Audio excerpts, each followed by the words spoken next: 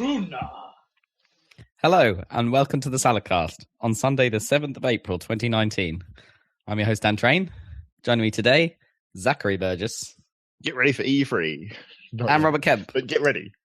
A whole 2 months to get ready, haven't we? That's not that long at all. It's coming. Rapidly approaching your face. It's like 4 more podcasts. Maybe 3, depending on that when long? it is. Yeah. Right. Do we It's expect things to ramp up in the approach? Because nowadays all the conference type things happen before the thing, so... Yeah. There'll be stuff probably happening on Thursday of the week. Well, so yeah. if we do a podcast, they might actually happen before our podcast. Conferences are spreading out a bit, aren't they? Or not happening at all, in some cases. Not happening at all, yeah. Well, we're going to get a Sony State of Play and not a conference? Is that what's happening? Yes, and not really an EA conference, but just a thing that EA do coincidentally at the same time as E3 is happening. Yeah, well, as much as EA's press conferences have been garbage forever. Yep. We haven't. But they had Pele. They did have Pele, and they did have Douche McCock. What about Hoop God? And Hoop God, yeah. your friend, the Hoop God. Yeah. Scan his face into the game. Man. And sitting down talking about concept art for Anthem for half an hour. Yep. Oh boy. Interviews. Now we know why. 30 minutes to Star Wars. Yep.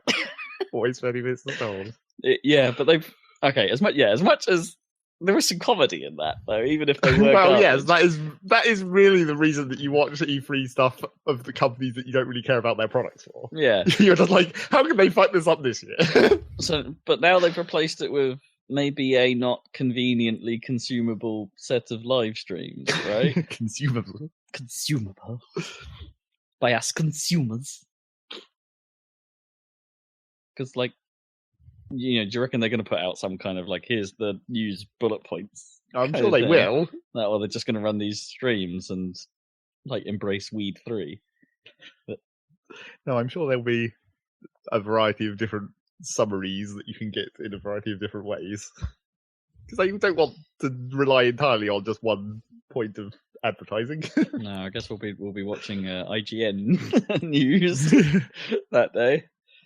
Or, just watch whatever Giant Bomb decides to talk over. Yeah, they'll have to do something with it. Oh, it's going to be so weird, isn't it? Is there going to be a Google Stadia thing, do you think? Or at E3? Well, yeah. I don't know, actually. They probably announced that I would say they probably announced it too late to do anything at E3, but they can easily do something at the same time as E3. Well, they don't have to be associated to E3 in any way. I don't reckon there'll be a show, but I reckon they might be on the floor. Maybe. Because there's a lot of booth space going to spare now. Right, I guess. I do recommend there was a recent parody, from Video Game Donkey. He did a Nintendo Direct, but Microsoft, which was funny. Recommend. Microsoft haven't really tried a Direct, have they? They've done... No, Microsoft they haven't. Have been the only one who just decided to stick to what they've been doing forever. That was why it was funny. It was like, what if they did a Direct style thing? Yeah. They try and do their... I suppose the Major Nelson is the closest thing they have, but that's weekly. And yeah, but... they do a lot, right? Because they do. Well, yeah, they do the Inside Xbox weekly, and then they do a big show. They have the Inside Xbox shows every now and then. Whereas Nintendo gave up on the big shows and just do these. Well, yeah, medium scale. In fairness, Microsoft's our king of the press conference, right? They've got that. They are now. They're the only ones still doing it. So well, yeah, because they're so slick at it. Well, no, Ubisoft is still going to do it. They'll have to do a big one when there's a new console, right? Sony, surely, when the PlayStation 5 is revealed. Sony will probably do their own thing. They'll probably resurrect PSX. It might not actually be at E3 again. Can't wait for another $599 because hopefully now, because the last one was it probably will be, yeah. Yeah, because the last one was making up for that and doing it in a good way with the PS4. But now that they're on top again, they'll go really hubristic again and do something stupid like that. And then Microsoft will suddenly be like, "Hey, we've got games now." Yeah, and it will keep flipping forever. Maybe they'll build PSVR into the next console. Have it as a permanent thing, like the Kinect was meant to be. You know what? I was thinking about the state of Xbox, and it's actually, in a weird way, it's quite parallel with the OG Xbox, isn't it? In that the pretty decent hardware, pretty decent services, everything should be decent. Except actually, when you look at the original Xbox's lineup of games, other than stuff that was on Xbox Live that you couldn't really play anywhere else. Well, that was the advantage, I guess. Yeah. Yeah, not a huge amount. That was its thing, right? That's true. It was their first try, though, to be fair. And they did have Halo and Halo 2, so you had to keep using it. Oh, sure. Exactly what you did, right? Everyone in your student house had an OG Xbox and was networking them together for that shit. Primarily for Halo. Yeah, but that's... Yeah, I mean, that's not fine in this day and age, but at the time it was fine to kind of have it just for one series. Definitely had a niche. I mean, people probably still get Nintendo consoles just for Mario and Zelda, but there's plenty more. It's like it was sort of weird when because I got my OG Xbox out of the loft and opened it up, and obviously there's all my games are in that same box, and all right, let's have a look at it here. And of course, I'd removed Panzer from it because Panzer's behind me, ready to go on the Xbox One because it's backwards compatible. And it's like, what out of this pile am I actually likely to play? Right. Maybe Outrun 2? Where was Jet Set Radio on? That was not on OG, was it? I mean, it was, but I don't have a copy of that, so I'll have to try and get hold of one. Jet Set Radio Future copy. That's an obvious one. Because absolutely, yes, that would be there. Maybe Rally Sport Challenge. Yeah, classic. Just to see that would be terrible today. Yeah, but it will. And it's like I have a slight interest in seeing that Unreal Championship 2 was weird. You might want to play one of the old ass versions of Forza. I kind of do want to play because the only one that was Forza 1 was the only one on OG Xbox. Right. And that was weird. And it's all about 2. Yeah, I kind of do want to see what because that had some. So I looked at the box, it was sort of like MSR, but not quite. Well, which is why we that was what disappointed us almost with the original Forza when they started. Actually, Project Gotham 1, I would see what that was like to play. BJ 1 and 2 are still pretty great games. I mean, they've aged a lot. I actually went back and and watched some gameplay footage of those on YouTube, and they're old, severely old. Sure, but I reckon they're still quite fun. Yeah. Just because of their handling mechanics and things like that. It's I don't know. I'm sort of just not quite sure what I'd run through that thing. It's true. It did make me. Got to play through Blinks the Time Sweeper, obviously. Oh man, I don't think I ever played past stuff. Isn't there a weird roadblock in that game? Like it becomes really difficult to. Well, it's already pretty hard, in some ways. Yeah, because you have to do very specific things in specific orders, and you have to get the right power ups at the right time, don't you? Because it has that that's right, almost slot machine where you pick up the different symbols. Yeah. Oh yeah. And then they burn the symbols when you use the power, so you need the right amount of that power as well. Yeah, and get it right first time. Otherwise, you have to reload the level. Which was dumb for a time travel game. It's just you have to do it perfectly the first time or just start over. No actual rewinding of time will help you because that's a power in the game that you don't have unless you have it. That game was a weird combination of strangely good and strangely bad. Yeah. I don't know where to place it. Yeah. Everything from the art style and I don't know. There was some really good parts of it, and the way everything was sort of wonky and not too polygonal. And well, I mean, it was almost like cool. A Double Fine game in that aspect. Yeah, kind of, but it didn't have it just didn't quite have the character of a Double Fine game, did it? That's the thing, and so it's it. And I thought some of the ideas were cool. It just didn't really come together, basically. Yeah. None of us touched Blinks 2, did we? No, I don't think. I don't know if anyone did. There's something a bit anachronistic, isn't there, about Blinks? It's he should have existed a decade earlier. Well, the idea was to give the Xbox a kind of soft star mascot, right? Actually. And all what they got was Master Chief, which is totally. I mean, it suits the Xbox. It's really weird. Absolutely. Yeah. It's all they have left. Master Chief for Smash. Yeah, Cortana, I guess. Yeah. Conquer. Got that Conquer Live and Reloaded. I might go back to that because that's like they've never re-released that re-release of it. You know what I mean? Yeah. That enhanced version. Because the version you get in Rare Replay is the N64 version. So technically, Live and Reloaded is still the best one. Technically. Yeah, it's a weird console, the Xbox. I did order an OSSC so I can actually use it, though. Because, okay, long story short, I got it out of the loft to do that capacitor check thing that you're supposed to do with your original Xboxes. Like, yeah, do you know about this, Dan? No. Right, because yours might be susceptible. Well, I don't know where mine is, actually. It's got to be okay. around. I don't remember throwing it away, but maybe my mum did. Because you had a fairly early one. Yeah. So there's a capacitor... They were. It wasn't that early. I mean, because they were horrendously expensive when they came out. At launch, yeah. Yeah, but whenever it... But I got, like, Halo and Jet Set Radio Future when I bought... I think I bought it in, like, Comet in Ipswich. Where Bioware worked at one point. Oh yeah, yeah. Anyway, yeah. So it wasn't an immediate launch, but it was reasonably, not far off. I mean, you had a Duke. I had a Duke. Yeah, I had a Duke. That's true. Early enough. Yeah. Yeah. So anyway, there's a capacitor on the motherboard associated with maintaining enough power to run the system clock. Like the timekeeping clock, not the actual. Going, yeah. Apparently, that thing degrades over time, and it's filled with acid, and acid on motherboard equals bad.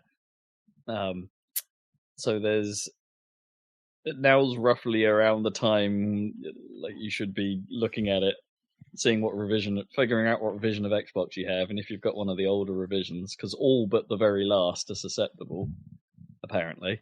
Right. And the solution is just take that capacitor off. You won't get accurate clock on the device, but it will still work. Oh, interesting. Makes sense. So I thought I'd better check mine. And the only surefire way to check what version you've got is to check the BIOS number, which you have to do by firing up the dash. There are some other things you can check the serial number and the manufacturer date, but they'll only give you a rough guideline. So it's like, right, let's do this properly. Let's connect it all up. Let's figure out what it is before I open the thing up. I think I've got a 1.6 revision, which is fine. I mean, there's because I came in really late, like when it was like a £99 console. Right. You know, when consoles used to be that. So I got a bit lucky, I think, there. But I can't check because I can't connect it to my new TV. I haven't got a connector that will plug into a modern TV. What was it, like SCART type thing? It's SCART or composite. And you have no way to get that in. Interesting. Nope. I've screwed myself a little bit for retro. That must be fairly recent that you can't get that kind of thing into a modern TV. Sure. I mean, my last one had SCART and composite and component and all that stuff. But yeah, my new one only has HDMI. So that's a bit of a bugger. So I ordered myself an OSSC. And so when that eventually arrives, I will be playing OG Xbox in crisp pixely goodness. 4K. 4K pixels. 4K scaling. It'll be a thing of beauty. I will have to get myself a copy of JSRF because there's no the obvious one. There's no chance they're going to emulate that soon. You know, I remembered the game that you need. I bought original Xbox for Halo, basically. I think you probably did as well, or Halo 2. But why did Zach buy an Xbox? Halo 2 and Panzer were the ins for me. Oh, it was Burnout 3, wasn't it? Burnout 3! Not the remake. Hey, somehow I've got a copy of that. I didn't buy a copy of Burnout 3, but there's one in my box. Yeah, but you get copies of games that mysteriously turn up in your old games all the time. I have a copy of KOTOR that I didn't buy. That might be mine too. You definitely didn't buy that. I have 2 copies of Forza 1, somehow. I don't know how that happened. I do have multiple copies of Halo 2, the Xbox version, like one in standard edition that I don't know whose it is, and one of the special edition that was mine, and then a silver box. Yeah, things happened at uni. Like games just ended up places. How I lost my original copy of Golden Sun. Traded that to someone and never saw remembered to him give again. it back. Yeah. Oh, really? Oh, no. But luckily, it's really dumb because you remember how in Golden Sun it was one game split into 2 games. Golden Sun 2 was basically the second half of that game. Oh yes, yeah. And it had that gigantic code that you could enter from the first game into the second game to transfer your progress. I wrote that down on a piece of paper, and I still have those bits of paper. So I still basically have the save file of that original version of Golden Sun, just not the cartridge. Can you do that with the first game then? Can you like put that code into the first game? No, but I can always. I've still got my second game cartridge, so I can. If I want to start the second one again, I do still have basic because that from the same place with the same characters that you developed. Yeah, and I, if I remember rightly, I believe that is actually a 100% complete game as well. Nice. So it is like, even if I played the game again, it would never get any better than that. Yeah, I don't think I ever finished the first one. To be honest, like I think I got to the last boss and then felt like I might have rushed it. As always with this kind of RPG thing, you get to the last boss and then stop because that's what everyone does. Who made those games again? Was it Capcom? Camelot. Yeah. Oh. You know, the Mario Golf people. Yeah. Camelot. Camelot software planning. Is that software planning? I think it was something stupid like that. Did they plan to make a good game and never actually get around to it? Those ones are fun. Harsh. Most of those, even the golf, even the tennis. In fairness, that age of Camelot were pretty good. Didn't they make Mario Tennis our favourite? They did. I don't know if they've made the latest one. No, I'm pretty sure that was Nintendo. Yeah, not the latest one. They made it probably since that N64 one. I bet the GameCube one probably wasn't them either. You reckon? I think it might still have been Camelot at that point. I have a suspicion that the Wii U Mario Tennis was still Camelot. Oh, that is apparently true. Oh, okay. Quick fact checking there. No, they haven't. They have made the latest one. Oh, did they? Yeah. Amazing. What have they been doing in the meantime? How have they still continue to exist as a company? All they've made is Mario Tennis, Mario Golf, and then Golden Sun. They made the last one in 2010 for DS. Oh, the DS one. Yeah, well, I guess that makes sense. Still, that's not a very rapid output. No. They made We Love Golf on the Wii. Whatever the hell that is. We Love Golf, was it? No, not spelled like that. No? Oh. Missed opportunity. Yep, that's literally all they do. I think we're about due for another Golden Sun on that rate, on that basis. Clearly. Do they make... Who is it makes that makes everybody's golf? Or whatever that other name, Hot Shot Golf, isn't it now? They unified the name to Hot Shots Golf. Mm-hmm. Well, these guys made everybody's golf back in '97. So Camelot made everybody's. Yes. Golf.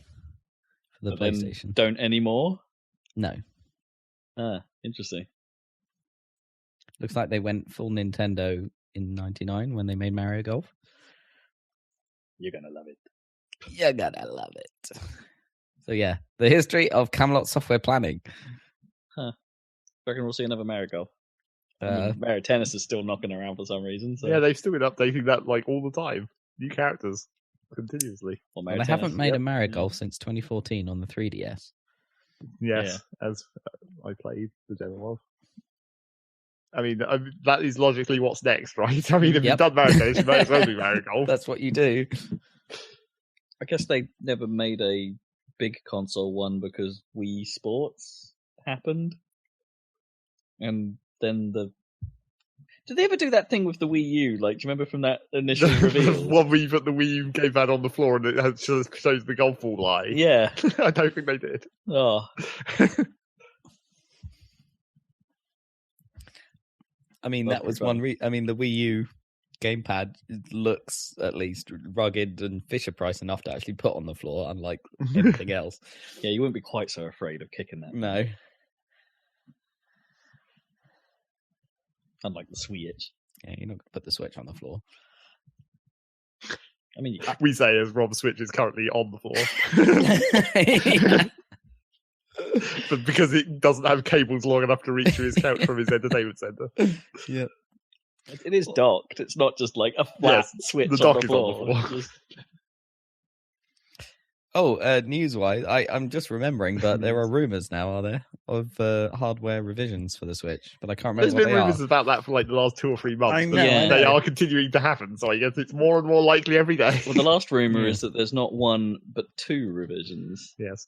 like a new Yeah. mainline version, like a Switch Plus, I suppose, or new Switch, and a 2DS equivalent or whatever that is, like a lightweight, cheap More kids mobile version. one. Yeah. Yeah. Kind of weird, given that the whole point is that you can switch. Having a more... Yeah, but that's the same as the 2DS. The whole point of the 3DS Yeah, was it was in that's 3D. Yeah, but that's what They yeah, got rid of that's that. true. That's true. But that's They why didn't get 2DS rid of is it. They just 2DS is a genius name, though. the Like, 2DS. Yeah, it's genius. Yeah, because my brother's been really weird, and he's like, because he got a Wii U to play Breath of the Wild because it was cheap, fair enough, and he played it and loved it. But now he's like, well, I'll get a Switch now I when should there's get a Switch. I'll get a Switch when there's a hardware revision. And he's been holding out now for ages. Well, yeah, I know someone who's been holding out for a hardware revision or Pokemon, whichever comes first. And at this point, Right. it's looking like it's going to be Both. Pokemon. Yeah. Yeah. I can see the logic. It's not like Nintendo haven't set precedent in their mobile. No, that's true. devices But for me, it's like if you look at the you have to kind of judge the hardware. Like, you could probably see that there was going to be a revision to the DS, that original, the Fat.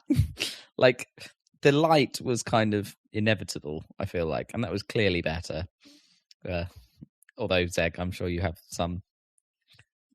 Yeah, original's always the best. but for everyone else in the world, the Lite the was DS was Lite better. and DSi were decent machines. Were It's shitty decent. buttons and hard edges. Terrible. Yeah. Anyway, so that was clearly a better SKU. But like for me, the original Switch hardware is like really good, so I'm not really so concerned. Do you know what I mean? It's like I feel like you Yeah. could predict based on the current SKU that there would be a good. It'd be worth waiting for a revision. You see, the thing is, it's like it would be really awkward though, right? Because they can't make the device any bigger, or they can't really change the size of it because the Joy-Cons have got to go somewhere. Well, yeah.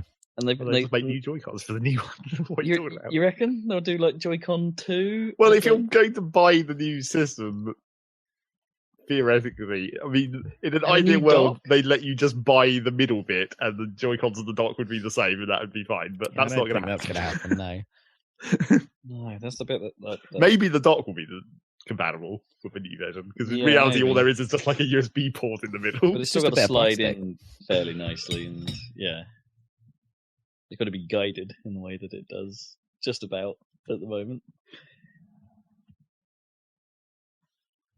Yeah, I don't know. So what would you really do to it though? Like get rid of some of that screen bezel, I guess. Or make the screen bigger. I mean, that's all you could do, really. And It is quite a lot of better bezel, internal actually, hardware. looking at it. Yeah. I mean, there's a well, you could.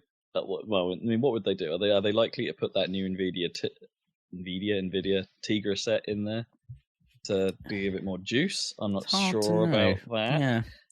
I mean, it's I think a worked bigger well screen for, makes sense, or maybe a slightly more. What's the word? People aren't up on that touchscreen, are they? So it's like Well, no maybe one a uses better it, quality yeah. touchscreen. Well, you're going to have to when Mario Maker 2 comes around. Oh, that's true. maybe. Or maybe Mario Maker 2 is that. Well, maybe this new Switch will have the solution to streamers that have a problem with this new one. It's like, well, I can't use the touchscreen and stream it at the same time because that's not how these things work. So making Mario why levels don't they work like that though? because you can't get a video signal out of the Switch unless you run it docked. But why? Because it's just connected by a USB port. So it's just like you should just be able to have a But it's streaming attachment that will then attach to the same port. Yeah, but you right? do that and the screen turns off. Oh right, I guess. The switch goes Well- into dock mode, and it's Yeah, but there must be a way to bypass that, right? Because it must be detecting that through the USB connection somehow. who knows, but that stuff's all non-standard yeah. Nintendo Obviously. stuff. Yeah. I mean, maybe. I guess people must have ways of capturing off the docked screen by now. Yeah, I think But there maybe is a that's way through now. hardware mods. I think Digital Foundry can do it at this point. Yeah. Yeah, well, Anyway. we'll see. I was just interested. Yeah, it'd be interesting. It's a really weird one for them to do something with, but not like they haven't done it before. Going back to the OG Xbox and Burnout 3, did you guys check out any footage of that dangerous driving? I don't know if this is news, but I just Fucking thought, terrible name that it is. yeah, Is it terrible name. Why is it made?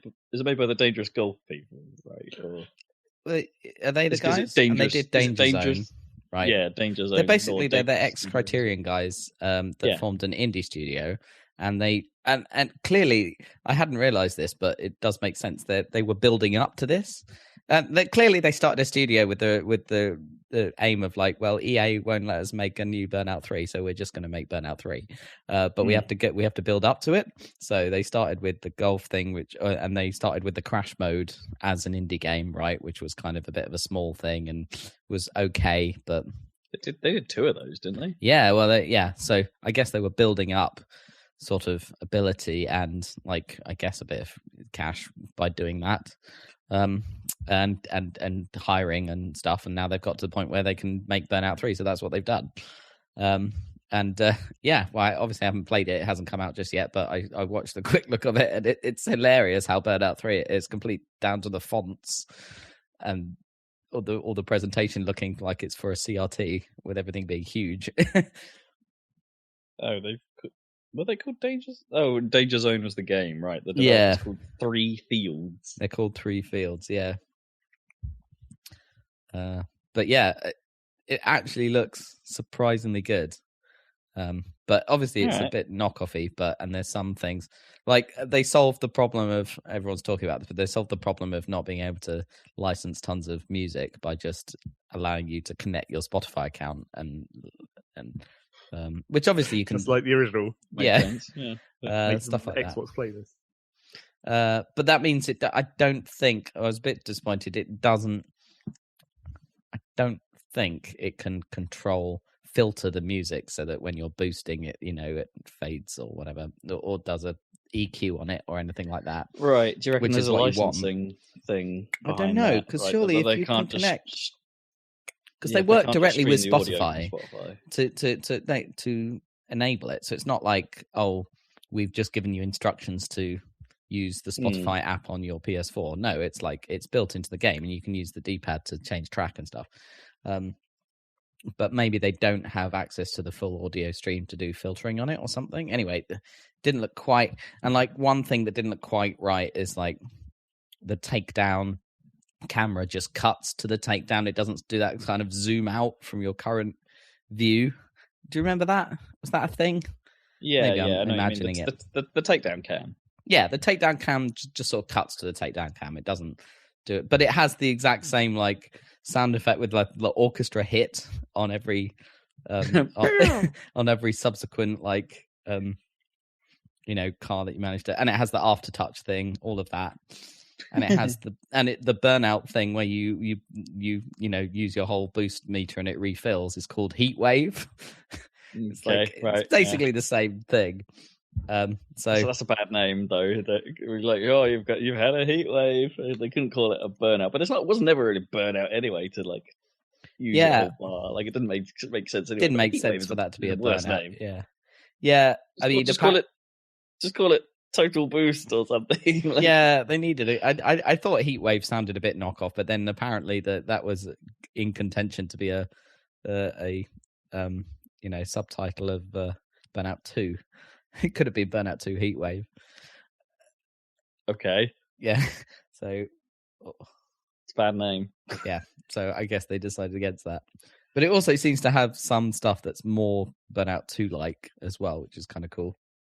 What was Burnout? Burnout 2 did have a subtitle, didn't it? Yeah, I'm trying to remember what it was. What was it? edge of crashing. So anyway, I was like, okay, well, I should just stop complaining about there not being a proper Burnout game and maybe just pick this up if it's because cheap, there might be one. Yeah, which it is. Yeah, well, basically, it's never going to be quite there, but I don't think. But it looks good enough, to be honest.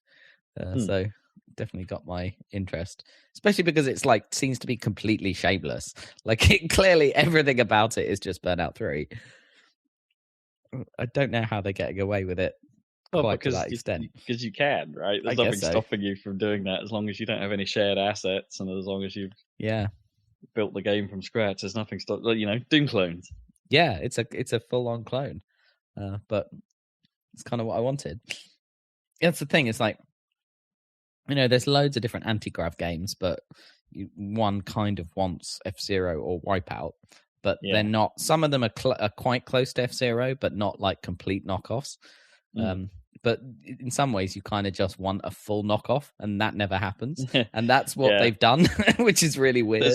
There's one on Steam that I'm following at the moment. I think it's called Super Pilot, and it's an F-Zero X, specifically X knockoff, full kind of knockoff, game. Right? Yeah, okay. But they're like not. I mean, they're bringing back like the way it looks and the way it handles seems very F-Zero, and it's got like a track editor, and the tracks are just ribbons like they were in X. No fancy graphics or anything like that, just a ribbon. Yeah. And it's like, Super Pilot. It might fulfill some of that. Well, there was a very, very brief rumor that I saw for like one day that maybe in the next Nintendo Direct they might announce an F-Zero. There was some kind of rumor going around. Stop saying that. I mean, it's been the way. rumor the last 5 times Nintendo has said something. There's been like, oh, there's an F-Zero on the way. Yeah, but there's that Star Fox racing game on the way. Well, there's that. But this time there was supposedly something marginally more concrete. Stop it. And everyone was like, holy shit, here's a picture of Captain Falcon on our YouTube video so you know what's going on. Don't get me. And then put it in a silhouette as if people don't know what that is. A challenger approaches. Yes. Like, I wonder what rumor this could be without even having to watch this video. Because it's Captain Falcon. Right, let's get into Nintendo Direct in April, maybe. Oh, what, an April Direct? That's part of that rumor, I guess. Well, we'll hear it now. Yes, there'll be a Direct this month. A normal Direct. Not a normal Direct. Not an Indies Direct. Not an Indies one, not a Pokemon one. It's not been, just a regular one. That long since their last. What was February, I guess? Wasn't it the February Direct? That was the last one? I don't even remember. I guess it must have been because we played Demon X Machina after that, didn't we? Oh, yes, we did. Yeah. and Tetris 99 happened. Yes. That one. And Super Mario Maker. Right, this is the new section, if it hasn't been already, which it has. Mostly. What's been going on? There's been some announcements. Sony can't make a Direct. Well, they can't make their own thing that they've seemed to have been okay at before, but this one not so much. So they tried. Okay, if we want to keep going down the bad names route, State of Play is a bad name for a show. Especially because they're coming out with a game called State of Decay. Well, no, they're not, because that's Microsoft. That's exactly the point. Is that meant to be a pun on play, like playing a game? Of course it is. Of course. Yeah. That's lame. And that political drama. That the I BBC remember made that. years ago. That the BBC made in like 2003. Yeah. And then it was weirdly adapted to do a film with Russell Crowe and relocated to America, which was bizarre. Oh, yeah. Never saw that. Which kind of made more sense because of State. Yeah. I get it. Okay. Anyway, this thing. Okay. It was competently put together. They just didn't have content. Is I think where I'm going. Like, I didn't think like the tone was bad. Like classic form. Yeah. I didn't think they are very desperately trying to ape Nintendo. Like, it's very clear. It's like, this is what we wanted to make. I don't know. There's little cool things about the idents, where as they're swooshing about the screen, they're making old PlayStation menu noises, like bits from like Into the Who that the PlayStation 2 used to make as its logo went on screen, or there'd be like certain swishes would sound like the original orange PlayStation logo appearing on screen. Anyway, they're doing some cool nostalgic stuff there, so that's fine. I'm on board with that. We need some slightly more heavy-hitting games to come behind it. Like, I don't know, like launching your new show with a trailer for Iron Man VR, where most of it is, this isn't actually the game, with a little subtitle underneath. It's just like, ugh, no, boring. And there wasn't really anything to say about anything, really, in the show. They had a Mortal Kombat 11 trailer, which was all right. Where everyone else had already had it for like a week, Yeah. if not longer. Just a slightly odd thing. But I guess if they stick with it and they use it for when they have, interesting announcements, then maybe it'll be good. So that happened. Moving on. There's an announcement related to Borderlands. Is that not right? It's back.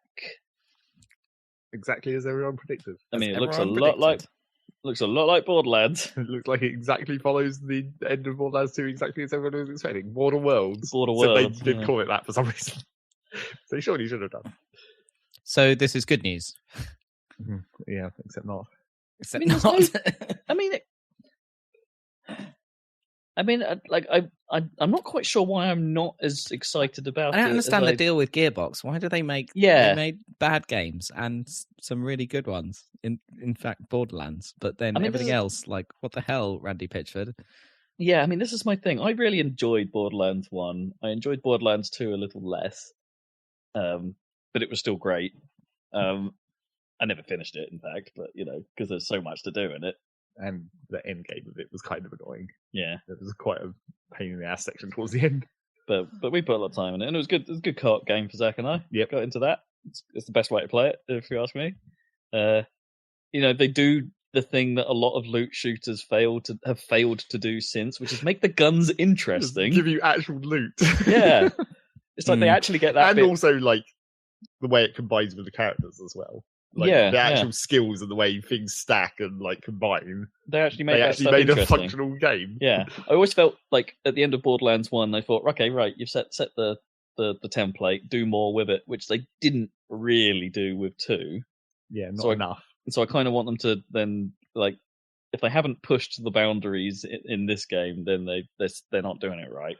Because that's what we always said. But we don't know yet about the whole gun system. It's just like you have a whole system where theoretically you can just combine parts of the stats and all that stuff and just make millions of guns, but why are they all the same? It's just like you should have refined this system well enough by now to make everything completely nuts. There could be a lot. There could be a lot more variation. Like, you don't need to limit some of the weird special traits that they had to a named gun. Yeah, it would be nice if those traits could appear later on. That was the thing. It's like in Borderlands 1, you had all those very specific named guns that had the weird things like the wave shotgun and stuff. Yeah. And then in Borderlands, the ones with weird exploding shots, like although that turned out more often. Wasn't there a gun just called the Cross or something, and like it was a shotgun, but it fired with a very specific pattern, and things like that.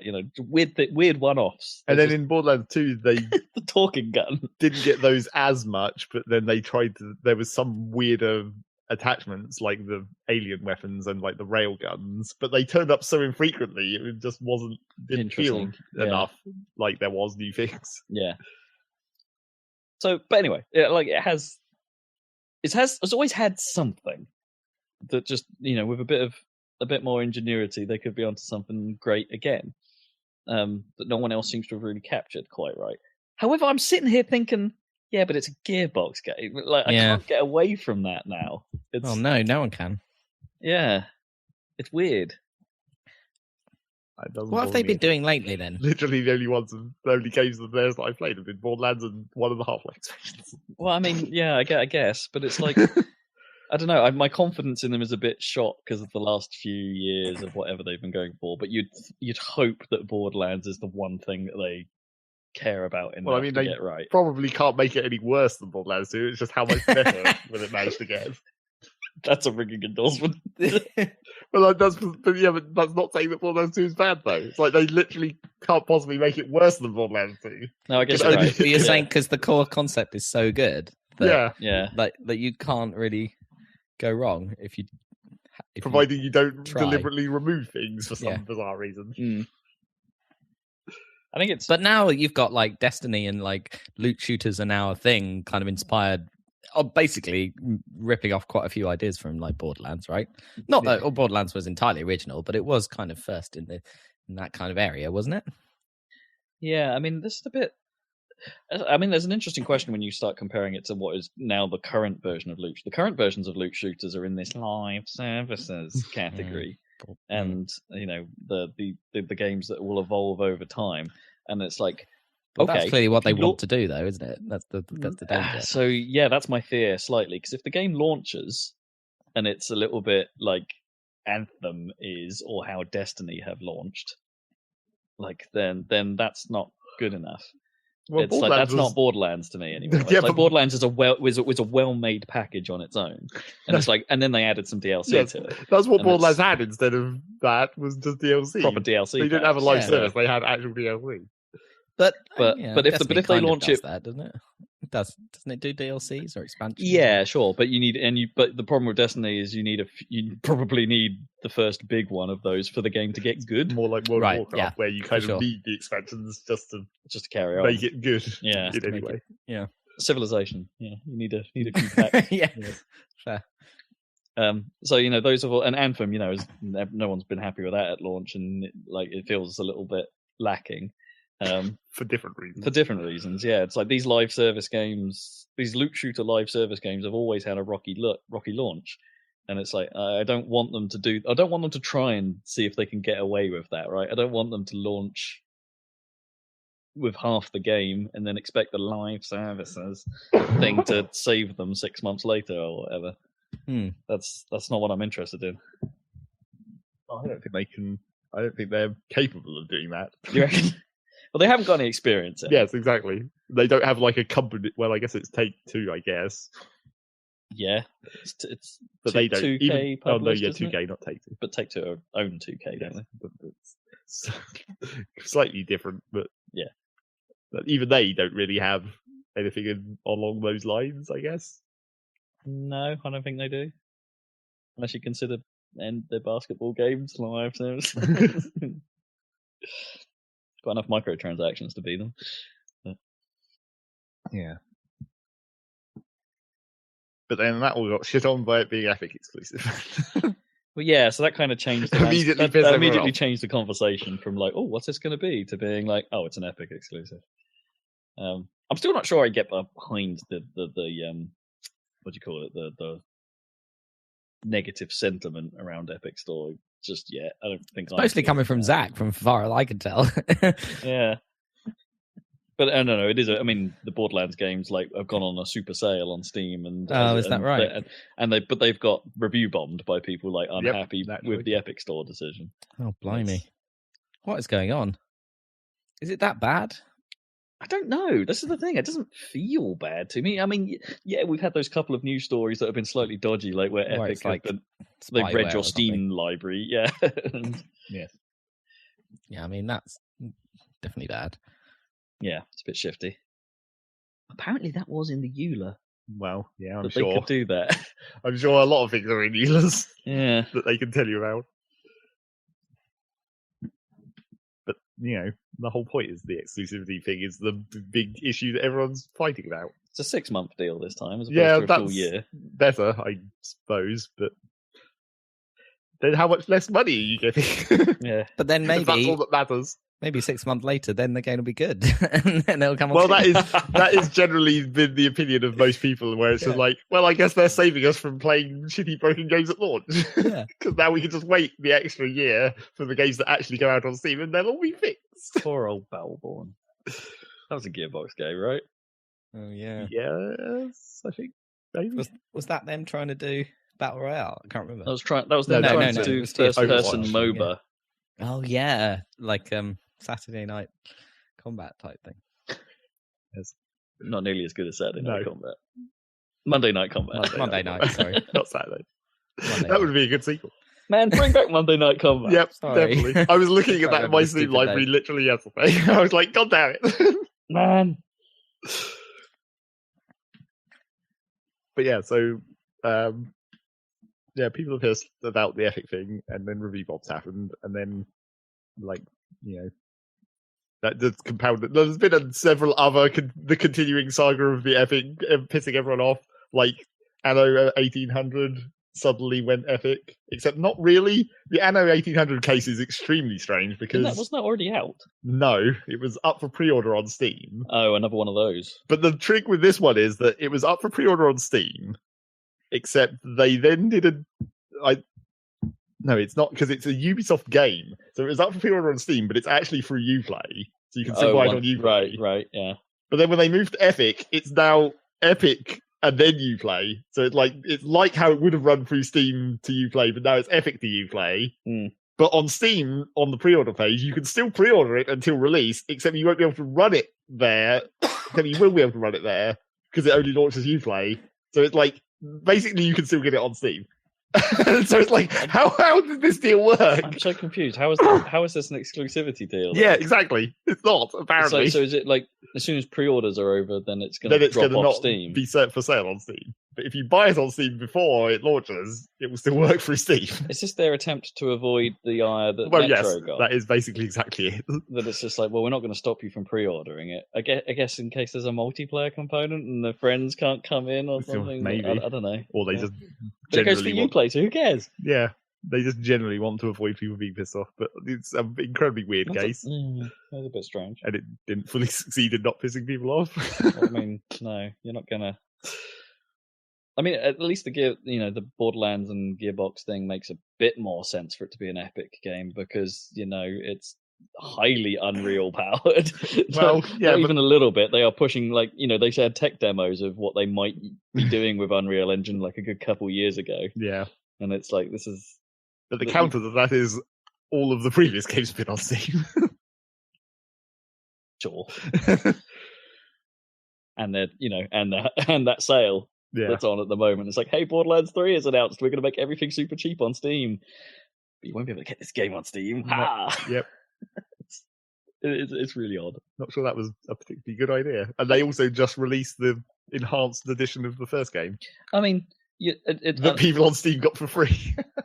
I mean, you have to think that this is just the deals for whoever is in charge of these companies. The deals Epic are making with them must be far too good to turn must down. Be hella money. Yeah, they must be, because there's precedent before this deal that people haven't been happy with Epic Store deals. It's like they can't be unaware of the general sentiment that's going around on the internet at the moment, but yet people are still doing it.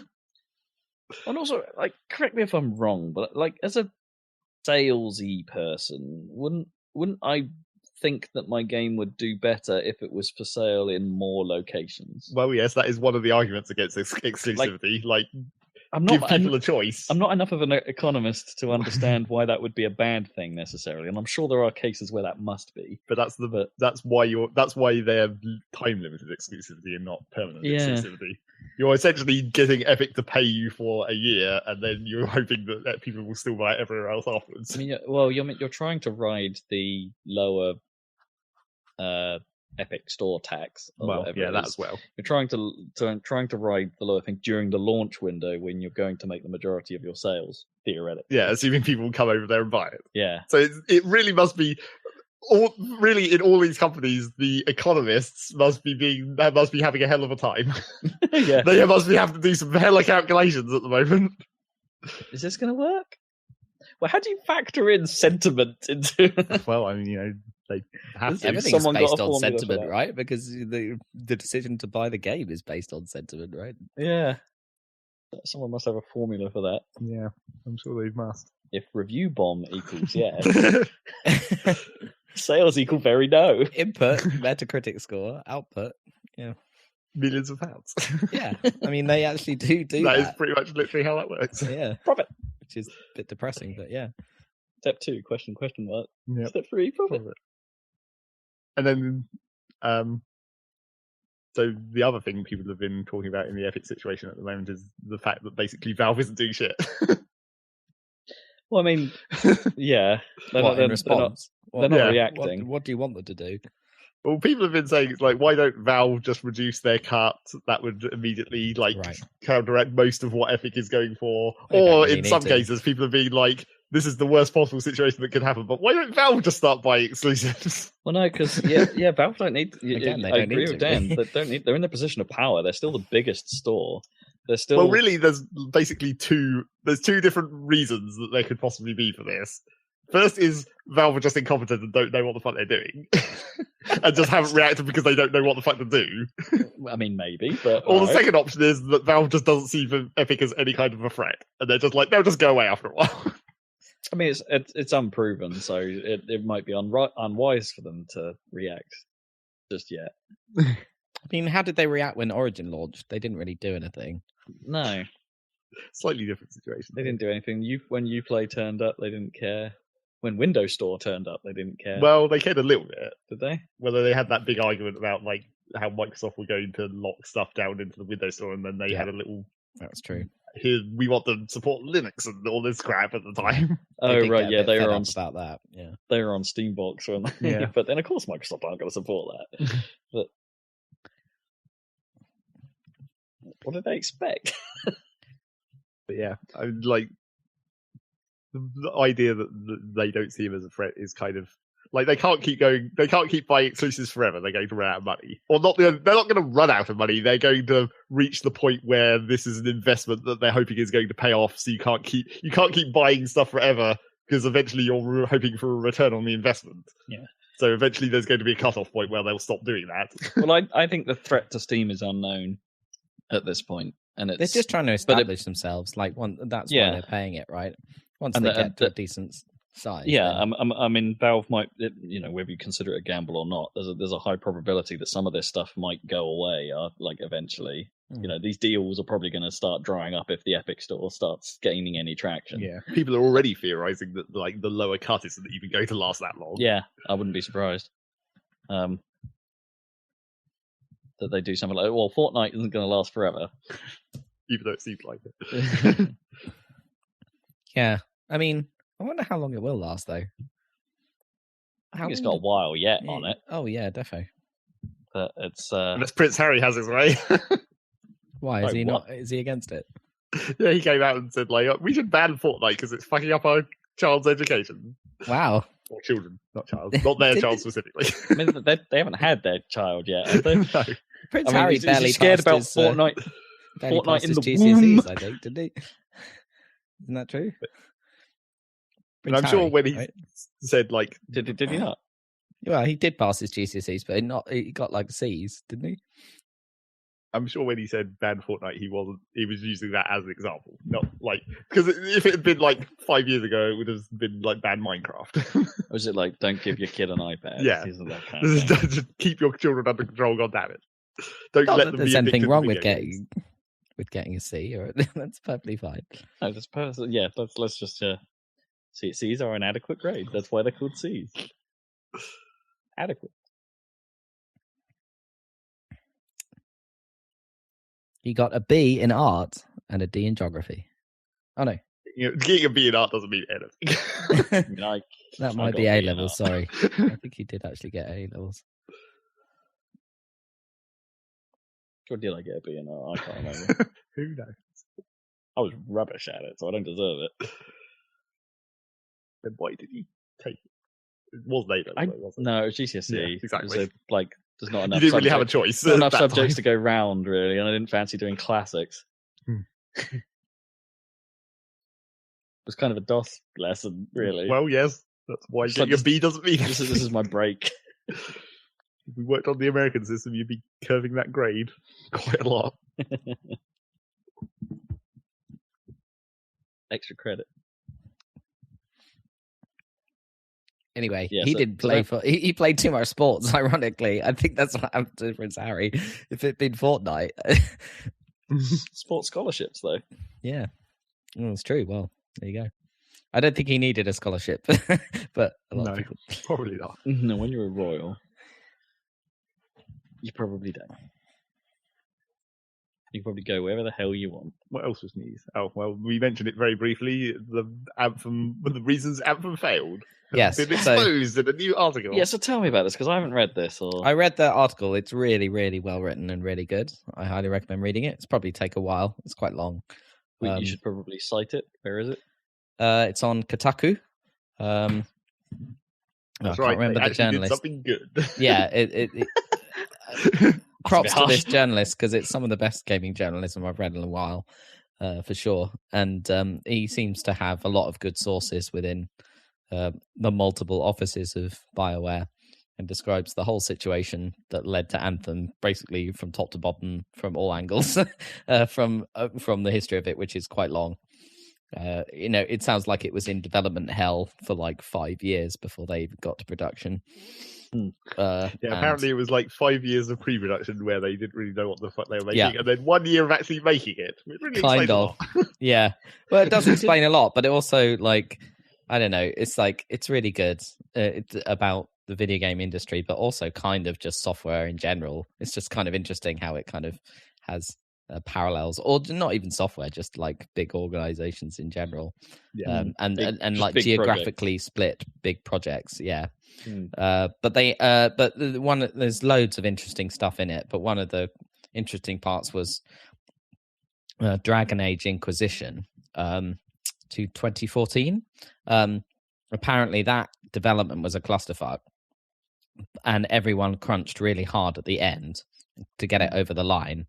And it did really well, and that was not good. They're saying like they needed that to fail in order to show the management that you can't build games that way, and you can't do that to people. And they classically learned the wrong lessons. But unfortunately, they learned the wrong lesson, and they referred to it as like the Bioware magic, where everything would just come together at the end magically, right? And that's what they believed in strongly. and then they had the double whammy of the biggest projects they'd ever done. Mass Effect Andromeda, followed by Anthem.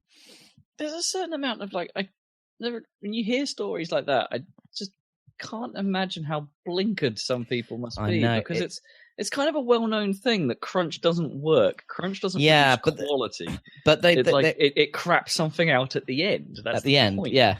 But this isn't just about crunch. This is a 7-year story, this article. I know. I get that. It's just, it does show you the problems all the way through.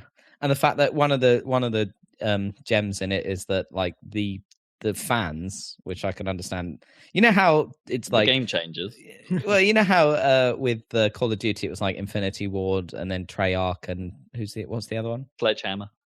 And people would be like, oh, Infinity Ward are the A team, and then the B team is Treyarch, and then it swapped around or something, and the A team became Treyarch after Infinity Ward. Half of them left and made Black Respawn, really stuff like that. Switched everything around, yeah. But and apparently Bioware fans, which I can understand, are like, okay, Edmonton are the A team, they're the old Bioware and stuff, and then you've got the B team who made, who were in Austin, Texas. I can't remember where it was, who made this Dragon Age game. Well, I can't even remember which ones they are, but the fans, being dickheads as we are, referred to them as the A team and the B team and the C team.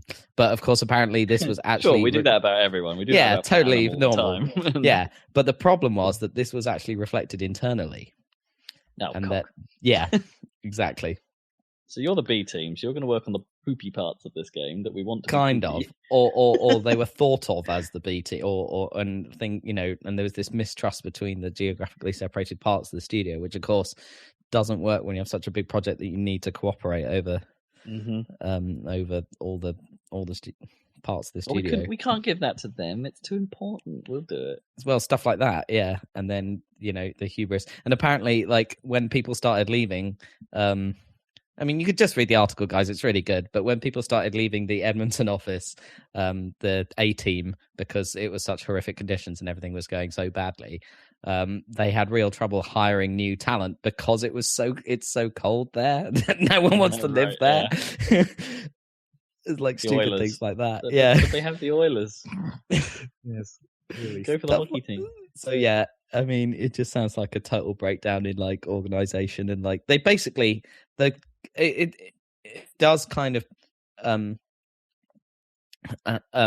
sort of put some because people complain about these kind of auteur kind of people like the Hauser brothers or like Kojima the doctors, or like the Bioware. Yeah, exactly. But these people who these leaders who get very involved and push people, but at least they have a vision. And what was happening was that no one had a vision, even though a lot of people had good ideas. They had lots and lots of meetings where they came up with ideas, and then nothing was decided at the end of the meeting. It was a bit squishy, like designed by committee kind of thing. Yeah, kind of.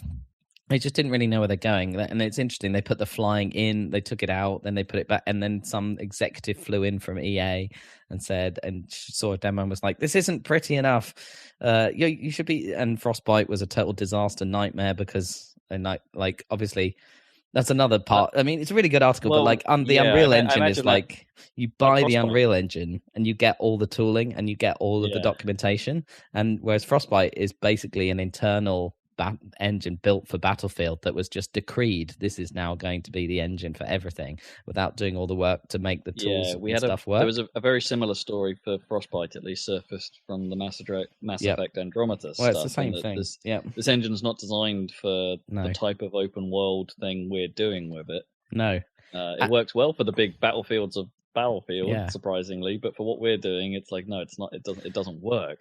And they even had the thing, because the idea is that it will, if you use the same tech for everything, you can share resources and it will be more efficient. But it meant that when they couldn't get FIFA working very well on Frostbite, they were transferring people from Bioware to work on FIFA, right? And then they were flying people in from Sweden, from DICE, to work on making Anthem look prettier, just to make a demo for this executive guy. So they put the flying in and made it prettier by having consultants come over from DICE. And then that's what made that E3 demo, and all of it was bullshit. Obviously, if you look at it now and you look at the game, what they, I mean, when you have these like engine things, it's like, well, how do you solve that problem though? It's like, do you make DICE become 5 times as big as it once was, and just spread people from the original team into these 5 different? Yeah, well, it's interesting, but I mean, Epic managed to make a business out of licensing an engine, and they've got all the so the Unreal Engine has all the support, right? And it's got all the tooling. It's got everything. That's a little different, because you go out if you're gunning for that model, you build your engine differently, I suppose. You build to be flexible, to be that kind of thing, and that's like what EA needed to do, right? I guess. Yeah, I mean, Unreal have been doing it since UE2, right? Specifically for that market anyway. To be like, we know we can license this out, so let's build it from that way. And I don't think EA ever went at Frostbite, originally being like, oh yeah, no, this is gonna be used for everything. It just happens to be an incredibly pretty, very performant engine that they put together for Battlefield. Yeah, and paid. I mean, it would be interesting to know how Ubisoft is faring on this, because Snowdrop is the same situation. Snowdrop is Ubisoft, we're going to use this for everything engine. But now, I guess their styles of game, like I don't know. I mean, Snowdrop is open world games, Assassin's Creed and Watch Dogs are not so different, are they? Really, compared to like Battlefield and FIFA and Mass Effect. Although I reckon Siege is running on Snowdrop as well, and that's do you know what I mean? But it's weird. It'll be interesting to know how. It's like there's parallels there for sure. Anyway, go read that article. It's really good. Yeah. It is kind of sad. And Anthem could get better, just like Destiny did, but it sounds like they just didn't really have a vision and just didn't really come together. But the sad part is that like everyone involved was screaming all the problems that reviewers see in Anthem. They've been saying that for years already internally, and no one was listening. So it must be so hard seeing all your hard work and working so hard on something, and especially when you have to go into crunch mode and stuff, and like saying this isn't working, and here's things we could do, and it never getting changed. So we have to ask the EA question at this point. Is this the end of BioWare? Well, I mean, EA managed to 2 games on the trot with super poor reception. Well, this is the other part of the story, is that they published this article, which is like long. It takes like an hour to read or something, or maybe a bit less, or half an hour, depending on how fast you read. But the EA responded within 15 minutes with a statement, which kind of, well, you could tell from the statement that they expected some sort of attacks in the article that aren't there. Like they expected the article to be more hostile to to people, which was really weird. So yeah, they didn't respond well. That's even stranger that you know that the PR department is so. Well, it's interesting in the respect that it's like, okay, step one, they were aware that bad stuff was going to happen. So they clearly know that this isn't good, which is interesting in itself. And then step two, that they didn't put the correct amount of effort into responding properly. Into a response. Yeah. It's like we know it was going to be bad, so we prepared everything ahead of time and then just pulled the trigger. Yeah, without reading it. Anyway. No. This is how you get the most downvoted comment in Reddit history. In history, you know, I mean, I don't know. How dumb can you be? I mean, no one's got a sense of pride and accomplishment from this, I don't think. So this is very bad. But and at least it's like, for me, it's like, oh, I understand what was going on at Bioware. Everyone was trying to do a good job. They're very talented people. It just didn't work for structural reasons. The games got too big and everything fell apart managerially. I could not agree more. It's like you can't. I mean, it's entirely believable, right? It's like it's hard. It's hard to. The same for Mass Effect Andromeda. It's hard to fathom that BioWare became so different in the gap between 3 and Andromeda that those guys couldn't have still had a lot of talent there, and they couldn't still have been able to put that game together. But there's another thing. I keep thinking of things from the article because it's so good. But like everyone knows at BioWare, like that the story is what the studio is known for doing really good stories and scripting. And the story stuff was not coming together because they didn't have a vision. But it was coming. Things were coming together towards the end. But at that point, Andromeda had shipped, and it had been a bit of a disaster, as everyone knows. But the key part of the disaster for EA was they were embarrassed by all the memes of all the animation of the faces, right? My face is tired. Yeah, which everyone was making fun of their game, because it was hilarious, right? But they really hated that. So the directive came down that Anthem had to be unmemeable. And what that meant in practice is they said, here's the budget, you go and motion cap every animation so everything looks great and there's no possibility of procedurally animated faces going wrong, stuff like that, right? So that was the directive. But they hadn't written the fucking script, so they had to just go with what they had. And now in the game, everything looks good on the faces, but the lines don't make sense. Like there's some lines in there that they just had really expensive assets that they, spent a fortune recording and everything that they just ended up using, even though now they don't make any sense because the mission changed or got re-scripted, and there's just things in the game that just don't make it. And if you stop and think about that line, it doesn't make any sense anymore because they changed the level. But mocapped everything too early. Yeah. Weird. So you can see why. Like, someone's just like, "Oh, can't we just do this?" And it's like, no, we're not there. They're gonna make fun of us. You've got to, yeah. I hope they read that article properly. Yeah, I hope so. I mean, the BioWare will. I mean, obviously they contributed a lot. A lot of the people that worked there contributed to it, but. Yeah, I hope the BioWare leadership read it, even if that studio might even get closed or parts of them. Well, if they get closed, and they could quite easily reform and become like Organic Clothing Limited. Yeah, exactly. And then there we go. Yeah, for sure. Anyway, we'll have Dangerous RPG coming out soon. You just need to have Peter Molyneux hire them all. Oh God, not him! Not him. 23 cans.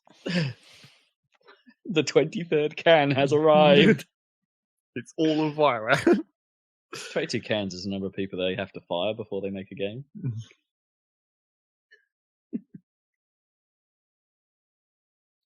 When's the third can, actually, for that matter? We've only had 2 of the cans. Yeah, when Peter and Molly already left, didn't he? Oh, did he? I'm pretty sure he's not even part of that any longer. Okay, then. We'll never see the third can. No, we'll probably never see anything from them ever again. Not even his balls. My balls. Anyway, that's that. Read it. Yeah. Sad times. I kind of wanted that game to be good. Well, everyone did. Everyone wants good things from this Yeah, AAA. I And know, also, it's- Bioware have made brilliant games in the past, and yeah, and you want to, you don't want it to be dominated by like these service games.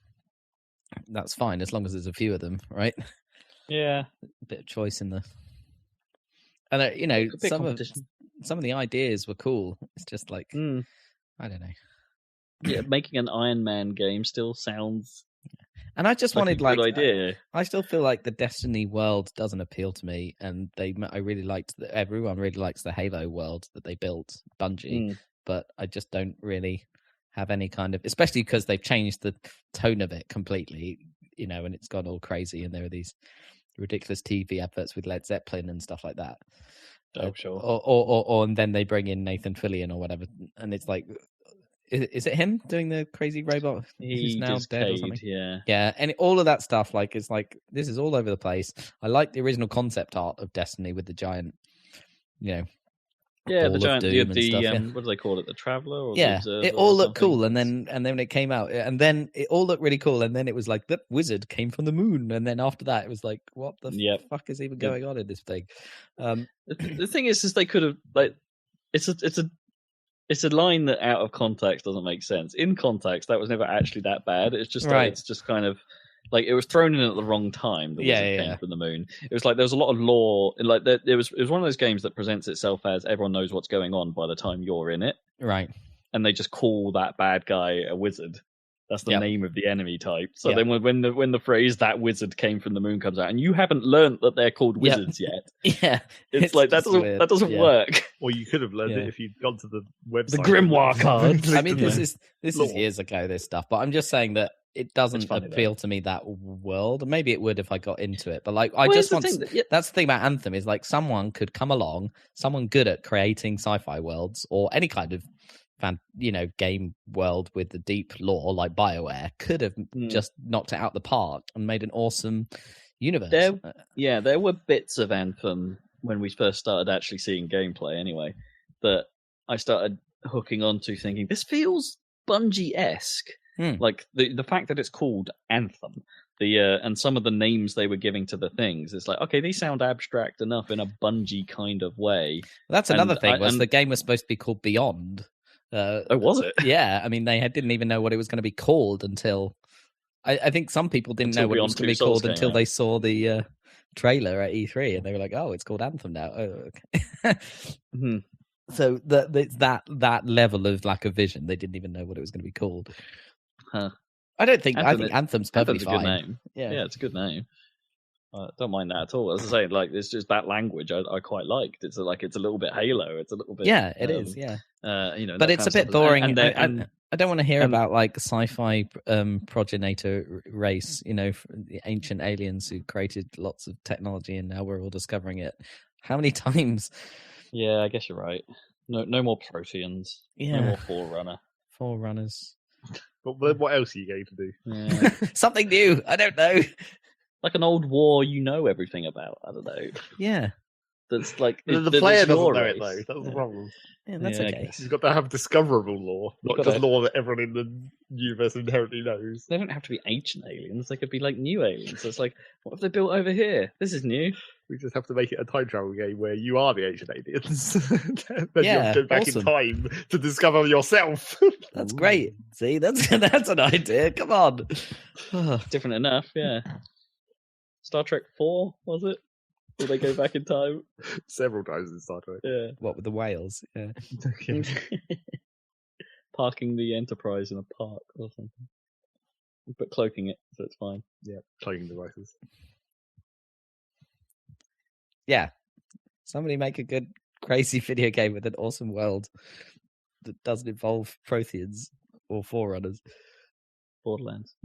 Oh wait, Ancient Aliens. Yeah. Okay. Well, except in that case, it's more like Cthulhu, I guess. Well, that's cool. Yeah. Anyway, rant over. Anything else happening? I think we're kind of done with news. What's the Nintendo VR stuff going on? I mean, there's Mario Odyssey and Zelda are getting VR stuff thanks to Labo. What does that mean? Plug with the cardboard Labo thing? Yeah. How do you play?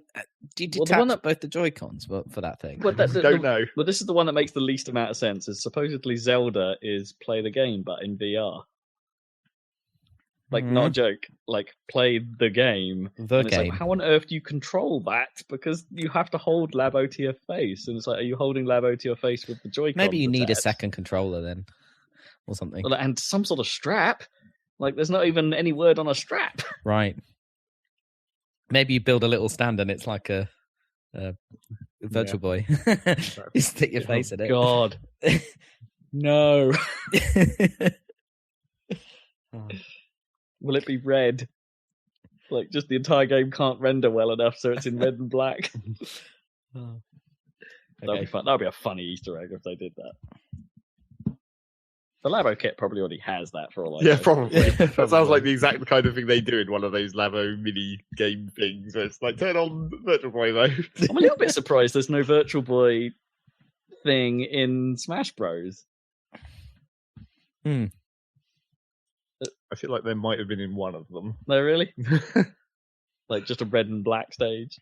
Yeah, or some kind of thing along those lines, like some kind of virtual polygonal thing comes out. Or maybe. I mean, there's several of those anyway, like old Andros and that kind of thing. Sure. Not exactly the same. Right, I think it's time for what you've been playing. I guess so. What have you been playing, Rob? What have you been playing, Rob? What have you been playing, Rob? Have I been playing Rob? I've been playing Rob of War. God of War. I finished it. Cool. I finished it finally.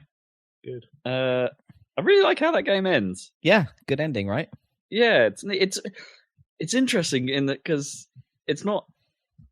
I thought there was going to be more to it, if I'm honest. And I thought it was going to go somewhere. You know, there's a lot of talk in that game. There's an awful lot of talk about legends and myth and yada yada and all this stuff, and it all coming together, and the fact that it didn't. The fact that some of the characters that they talk about throughout the whole thing you never see, right? Aren't in it, yeah. And then it's just like, but it makes sense from the story that that's where it would finish. Yes. And you go and do the thing, and then it sort of like that's it. But there's some really great revelations towards the end. There's some really nice like story releases. The secret ending is worth doing because it's like, oh god, there it finally is. Yeah, kind of moment, and it's like you know this was going to be a trilogy, but it's like, oh boy, hype. Well, that's the thing. I didn't know, so I was slightly annoyed that. I think I said this at the time. I was slightly annoyed that it was setting up a sequel so much. Yeah, but that's fine. I don't know what they'll call God of War 2. They already had a God of War 2, and They already had a God of War. Yeah. Anyway, yeah, I guess God of Norse, the new Norse. Yeah, I guess it'll just be God of War 2, right? I don't know. Yeah. It's good, though. Satisfying ending. A really decent length game, right? Oh boy, it's so much longer than I ever expected. Yeah. And it's like, and I've done most of the side stuff now. Yeah. So I've done all of the Muspelheim trials. I've done a chunk of Niflheim. But Niflheim is actually the bit that's a grind. Oh, it's crazy, that place. It's too much of a grind. It's a bit much. I mean, you could spend ages there. I mean, I can loop the dungeon like it's just a big old donut, isn't it? Really, it's a donut, yeah. With a couple I can loop that fairly it, easily now. And it's just like you do the loop and you go out, and it's like, well, I haven't nearly got enough stuff. Let's do it again. And each loop takes about 10-15 minutes to do, and it's like, so it's taking like if I wanted to carry on with that, which is basically the last thing I've got left to do, is to just grind that. It's like, that's going to take a really long time. And Well, there's a Valkyrie in there, isn't there? Yeah, I've done that. Right, cool. So I did all the Valkyries as well, and that Sigrun fight is that's some nonsense right there. Yep. It's like, it took me a while. Oh no, man, those Valkyrie fights, they are some of the best. As I said before, they are some of the best and worst stuff. Yeah, like some of those attacks are just awkward. Even when you think you've dodged them, even when it looks like you've dodged them, sometimes it sort of just pulls you into them, and you're like, "What just happened?" I mean, it's God of War at its most Dark Souls, isn't it? Yeah, I mean, I kind of love it, Yeah. but I kind of like, while I'm doing it, like Gnome doesn't see me I don't get angry at that many games anymore. Yeah. I've got a lot better at that stuff. But even that, like, Gnome was like, I didn't really know whether I should walk in or not, because there's me going, "You have got to be kidding me!" Like screaming, like when things have gone bad, and just like, no, I got Sigrun right down at the last health bar, and then it did the Valhalla drop from the sky and like clipped me in while I was mid dodge, and I'm like, "You didn't! Oh no, you didn't! Oh, I'm dead! Oh, you son of a!" And it's just, it's, like, I actually think at one point I said, "How dare you?" at the game. It's like, that's it. But when you finish those Valkyrie fights, it's like, yeah, they got like, most of them were actually quite easy by the end, because I was like Niflheimed up and I had a lot of the really, really quality armor at that point, so they weren't so bad later on.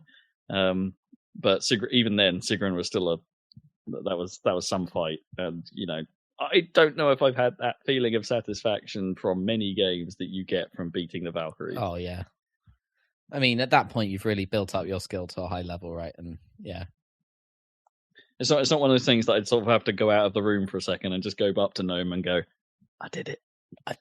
You know, to someone who really doesn't care about these things. Doesn't give a shit. I just go and go, "I did it." It's like, Mom, pay me attention. Yeah. Like, you know, when you're a kid, it's like, "I beat the boss." Like, elation. It's and the combat did eventually start really truly clicking with me. It's like, it's got nuance, it's got quirk, I hate system. Revenants and Tatzelworms I will hate them forever. I really hate the Tatzelworms. I never, although you can deal with them, I think with the blades a little better, I suppose. But maybe. I don't like the burrowing enemies. No, because they really screw you up in terms of time, and if you're trying to get through Niflheim, and it's like, but I need to kill you fast, and I can't. Yeah, exactly. I had a real trouble with that, because because quite an early on trial there where you have to kill a certain number within a certain time, right? Is that right? And they just keep burrowing away. It's like, bastards. There are supposedly slam attacks you can do that will pop them out, but they're not the most obvious things to actually activate. I think one of the more effective ones is that if you don't have the axe in your hand, and you then, I forget exactly how you do it exactly. I think it's, you go into aim mode and press R2. It recalls, and instead of doing a throw, he sort of, as the axe comes to him, he catches it whilst doing a slam. Oh, right. And slams down to the ground, and that slam's quite large and can pop stuff up. Oh, cool. Okay. It's like, but it's kind of awkward to do, and I'm still not 100% sure actually if I'm doing it right. I could probably just look in the skill list. Right. And it's like, but that's the thing. I still haven't got the last upgrade for the axe. I still haven't got the last upgrade for the blades. I don't know where they are. It's like I'm missing some shrines, and I've got no idea where they are, which is to the point where I wish that map got a little bit better. Yeah. The map. There was a whole side quest area that I didn't even discover until I'd finished the game. The extra mini lake, right? If you know what I mean. Yeah, it's yeah. Like the last, one of the spirit favors, and it's like, I didn't even discover that. I didn't know how to open that bloody gate. Right, because there's a dragon I just missed it, isn't there? And yeah, that was it. The last, I was kind of hoping something cool would happen when you free all the dragons, but it didn't. Yeah. And it's like, the side stuff is good, but it's like, I kind of wish there was more payoff. Yeah, I get you. I agree. There's quite a lot of faffing around on the main lake, in the little islands, trying to unlock little puzzles and things. Yeah. And some of it you can't. Some of it doesn't all make a lot more sense later once you've got all the abilities as well. there's just that weird middle phase of the game where it's like you should probably go exploring, and it's like I can't. I can't do anything. Yeah, everything's too purple. powerful. yeah. But yeah, opening the rifts and the purple things come out, and you're like, oh, I probably shouldn't have done that. It's got a few issues here and there. I'd still stand by some of the stuff I mentioned before because it made sense at that point during the playthrough. Yeah, for sure. But where I am now, having done almost everything that game has to offer, I'm sitting here going, "Holy crap! What a game! Great game! What a game!" So now, are you not that we can rewrite history, but are you in a position to tie break the game of the year? Had I been further through it, I would have perhaps knocked Smash off the pole. I'm sorry. We'll leave it there. I'm sorry, Zach. I'm sorry. But it's a hell of a thing. It really is. I could not be more excited for the second already, and I know it's like another 3 years away. Yeah. I know I've said this a lot, but you know what? It's not directly comparable. But you know that feeling I have about the original Gears of War? That, I mean, that's kind of, that it's a very sort of like personal story. You're following them the entire journey. There's not too much of the big picture going on. No. You're just, you're doing what you have to do, and you do it and you get out. And to a certain degree, there is a big picture going on here. But the way it's told and the way it's shot and the personal approach to it, I'm getting some of that Gears of War vibe, and I love it. Because even when the big picture is revealing itself in God of War, it's like your goal is just the same from the start, right? It's like raise your son in a good way, bury his mother's ashes, right? I think Kratos' single-mindedness actually is a huge benefit to the storytelling. Yeah, like it doesn't overcomplicate it, and it's actually the way Kratos can occasionally find fault in himself and things like, and those elements to it. And I don't know, I found it adorable when the kid doesn't know anything about racism. It's like, okay, that's nice. Yeah, I see what you did there. It's quite cool having him. He's a character going on an adventure who has no curiosity. Like, doesn't want to know. And every time I love the dialogue whenever you go on side missions, because obviously you as the player have curiosity about the world and you want to go on side missions. But Atreus brings it up and he's like, we're doing this so that we can get more resources and be more powerful for the main goal. So don't get distracted. And it's like, yeah, okay. I mean, minor spoiler alert, I suppose here, but there's a couple of really great lines, and they're such throwaway moments, really. Like one of them is like when you find that in Tyr's temple, you find the Greek pot. Oh yeah. And there's a line about you smash it because of course you do. Yeah, because you're Kratos. Yeah. And there's just a line where it's just like he does enjoy breaking pots. It's just like because you've been doing it for the tiny amount of hack silver you get up to that point. Yeah, of course. Yeah, and it's just like, okay, great. Yeah, you clearly know what we've been doing up to this point. That's genius. And then there's the line when you kill Sigrun, where Kratos is just like. We did a good thing. It feels good to help, right? And it's like, and Kratos says, "I'm in a good mood," and it's like, see, it does feel good. It's like the dwarves can make something good out of this, and he's like, single-minded, but okay, yeah, exactly. It's like it's genius. Yeah, it's really good. It's the only one problem I really had dialogue-wise was that when I did go to the second lake, I forget what it's called. It's like right. It's got the with the tiny statue of Thor, or the smaller version. Statue of the Thor. smaller one. Yeah. It's like the game's dialogue was written as if that was the first side place I would have gone to. Right. I think I went there really early. So yeah, because this was the very last thing I do. So you're discovering things about the Dwarf King. And they seem very, very puzzled by it, and it's like we should learn. We don't have all the clues. We could probably find more about this Dwarf King. Yeah. Listen for dragons, and it's like I freed the other dragons. Yeah, exactly. I've done that, and it's like, and the game was like everywhere else. The game seemed really good about dealing with things you've already done. Right. Like there were times where Mimir would tell you, it's like, oh hey, you remember you went to that place before, and it was a side mission place. It's like that wouldn't have been on the same path. And it's like he specifically says, hey, remember when we went there? Because and it's like because I had, and it's like, oh great, right, cool, you knew I did that, fabulous. And it's like then this was the one time where that didn't happen, and it's like I'm not quite, I don't know.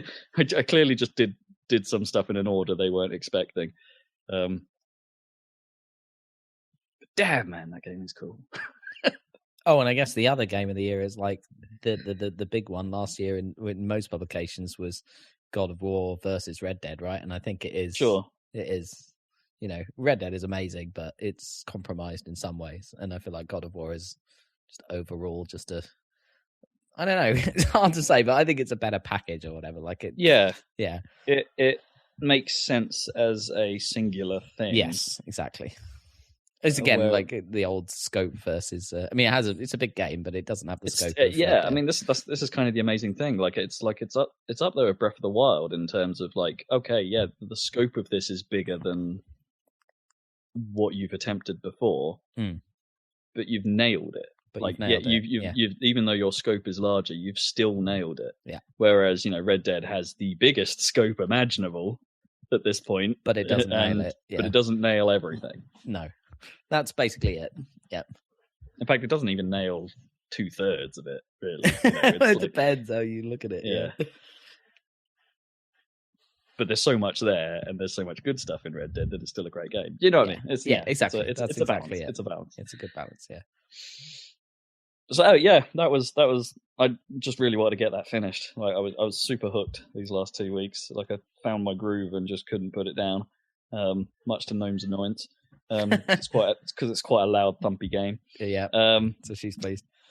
So yeah, something else. As a result, I didn't put a massive amount of time into much else. Played a little bit more 2 Point. I think my tedium level has kicked in with that thing.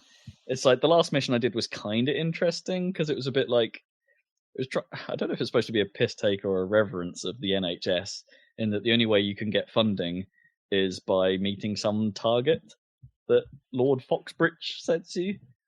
And it's like, so you only get funding by following the specific things. And it's like, which was interesting at first, but then it's kind of started to break down when you learn how to cheese it. And be like, you need a level 4 room. It's like, fine, well, I'll build a level 4 room so I get the funding. And then immediately sell the room. Yep. Nice. So it just becomes a waste of time at a certain point. Although it is tricky to get staff morale up to the point where they're happy. That's the bit of that mission I'm struggling with. And like short of like paying everyone megabucks, I suppose. Make the staff room level 4. I've got one of those. Yep. I've got 2 staff rooms, in fact. Multi-staff. So it's still pretty good. I'm still coming across fun radio jokes and stuff like that I haven't heard before. And luckily, because as soon as you hear them again, not going to be fun anymore. Yeah, there are definitely a few. I'm getting repeats now for sure. And not just the Tannoy lady talking about plant maintenance. Water them, damn it. But it's the actual DJ stuff is still pretty good. Yeah, I'm still enjoying that. I'm enjoying it, but I reckon I'm going to take a little bit of a break from it because, as I say, I'm never going to fix it. Yeah, I don't think so. I think some of its achievements are quite extreme, like the amount of hours you need to put into it. And achievements are even more ridiculous than the game usually. Though. Yeah, but come back in like the 8 or 9 years, and then maybe you finish it, like I did with like Dungeon Keeper and stuff. Where it's like right, I never finished those, never got even close to finishing those games. Came back and was like, oh, this is actually not actually difficult at all. Yeah. Like Dungeon Keeper 2, I'd never beaten that from ever. And then I was like, I'll play this again and see if I can get past that one level I got stuck on. And then I got to that level. It's like, why did I even get stuck here? Yeah. This isn't actually difficult at all. Think of those old games, isn't there? There was like there always used to be like a level that you really struggled with. Like I used to have that with Command and Conquer and stuff like that. There'd be like just a level where it's just like, how do you do this? And then when you come back and you discover it was actually real easy, you're like, what the fuck? What was wrong with me? Why was I dumb? Yeah, my in the child past? brain. So the one thing I do want to talk about as an extra is myself, Zach, Kippers, and Jeremy. Yep. We played through the entirety of Just Shapes and Beats in an evening. Which is technically the entirety. I guess not actually the entirety. Not actually the whole story. The story mode, yeah, which is a good, I'd say half to 2/3 of that game's content. Yeah. So for those of you that aren't aware, I talked about this years ago when I played it at EGX. To the point where even Kippers had forgotten about it. Like it's like you've played this. Yeah, Kippers doesn't remember anything. But it's kind of the game I've always wanted to make. Like, but I'm nowhere near skilled enough or had enough Games Factory knowledge, or it was impossible in you that. You probably could have made it in Games Factory. Maybe, really? Yeah, you probably could have. But it's a rhythm shmup, but with no shooting. So it's not a rhythm shmup. Yeah, but it's like despite people keep saying that. Yeah, it's bullet hell, but without you doing any shooting. That's the better. Just call it bullet hell. Bullet hell. That makes still makes sense. Yeah.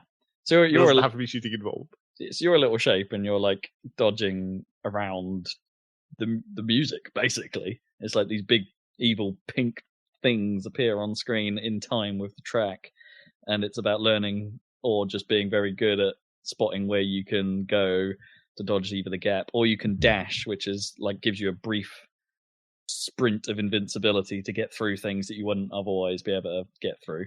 Like, because there are some obstacles that are just a huge, great line across the screen that is like, you've got to dash through this, otherwise you're dying right now. And it's and that's fun on its own, but it's like multiplied by how good that soundtrack is. Oh my gosh, that is a bit of me. It's just like it's like chiptune dreams from Chipzel and Danimal and Zen or Fen, something like that. I can't remember that guy's name. So there's that real crunchy sort of like almost like it was made on a Game Boy style chiptune, like Super Hexagon style. Yep. Because it's the same guys. Yeah. But then it goes all the way up to like your pegboard nerds style, funky beats and electro and little steppy hints, and it's so good. Like it's a properly good little game. Highly recommend. The only thing that I'm a little bit down on is like what you do after you've done the story. Yeah, it's grinding challenge mode. Yeah, so the challenge mode is okay. Apart from you have to keep doing the bosses over and over. I would have preferred it if you did always have to do one of the bosses as the third stage. Yeah, so challenge mode is basically a 3-stage run where you do 2 levels that you vote for, and then the final one is one of the quote-unquote boss fight stages, which tend to be longer levels but with no checkpointing. So you have to get through it in one go. And the boss fight levels are generally quite cool, but they're hard. Intentionally hard, and getting through it in a single run is quite hard. It's quite difficult, to the point where it can get tedious doing it over and over again until you succeed. Except challenge mode limits you to all of the levels limit you to only having 3 restarts. So you might not succeed, but as I say, the boss fights are some of the hardest stuff in that game, other than the Mortal Kombat level. But weirdly than that, it's like that the actual bigger problem with challenge mode is the beat points system. So the way you unlock all the extra stuff in that game, like more tracks and more stuff like that, is basically a huge grind. Like you have to gain these points from playing challenge mode to unlock a good chunk of the tracks, and you earn them 4 times faster if you're playing local co-op. It turns out. Because everyone's earning beat points. If you play online with a team, which is how I've been doing it, and in fairness, the online mode is really good. You just drop into a game, and there's other shapes doing it with you, because the game is so much easier in multiplayer because you can resurrect each other. So you can drop into one of those really easily and just play a few rounds, but you only score your points that you earned. And it's like, obviously, if you're playing it 4-player couch co-op, you got to score the points that everyone earns. So those targets are really high, like really high. So it's going to take ages for me to get the stuff, and that's a bit of a bummer because I want all the stuff.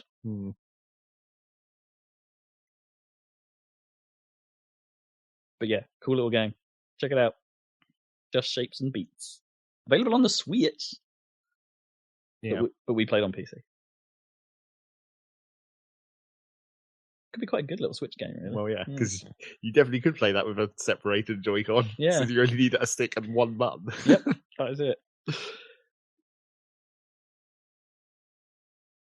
I can't get that soundtrack out of my head, though. It's so good! Yeah, the final boss song was definitely epic enough for the final boss. Which final boss? Well, the actual one. The Annihilation. Yeah, the Annihilate. You have been destroyed boss. Yes, exactly. Oh, it's so good!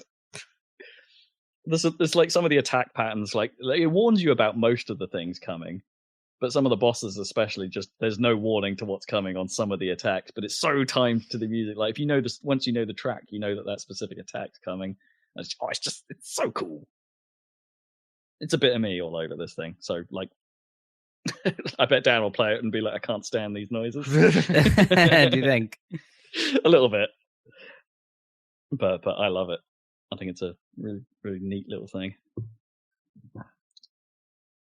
And it's me. Cool. It's time for you, Zeg. What have you been playing? Well, first of all, we need to go to the ever classic section of what I haven't been playing. Because this is what always happens. Do we care? You know, it's news about things that is relevant. Okay. At the time. All right. I mean, we probably should have actually mentioned this in news, I guess, because I probably will play this very soon. But the last patch for Gungeon came out, the last content patch. Oh, is it the last? Yeah, they're moving on to other stuff now. This is the final set of new stuff and, bug fix. I mean, I'm sure there'll be one or two more bug fix patches because after you've added a whole bunch of new stuff, there's probably bugs. What's it called? Something about arms? Last Farewell to Arms? Farewell to Arms, That's yeah. it, I think. No, that sounds right, yeah. But yeah, there's like 2 more characters, more stuff, guns and stuff, obviously. Are we going to have to do more videos? Maybe. I mean, not that stopped us before, even when there wasn't new stuff.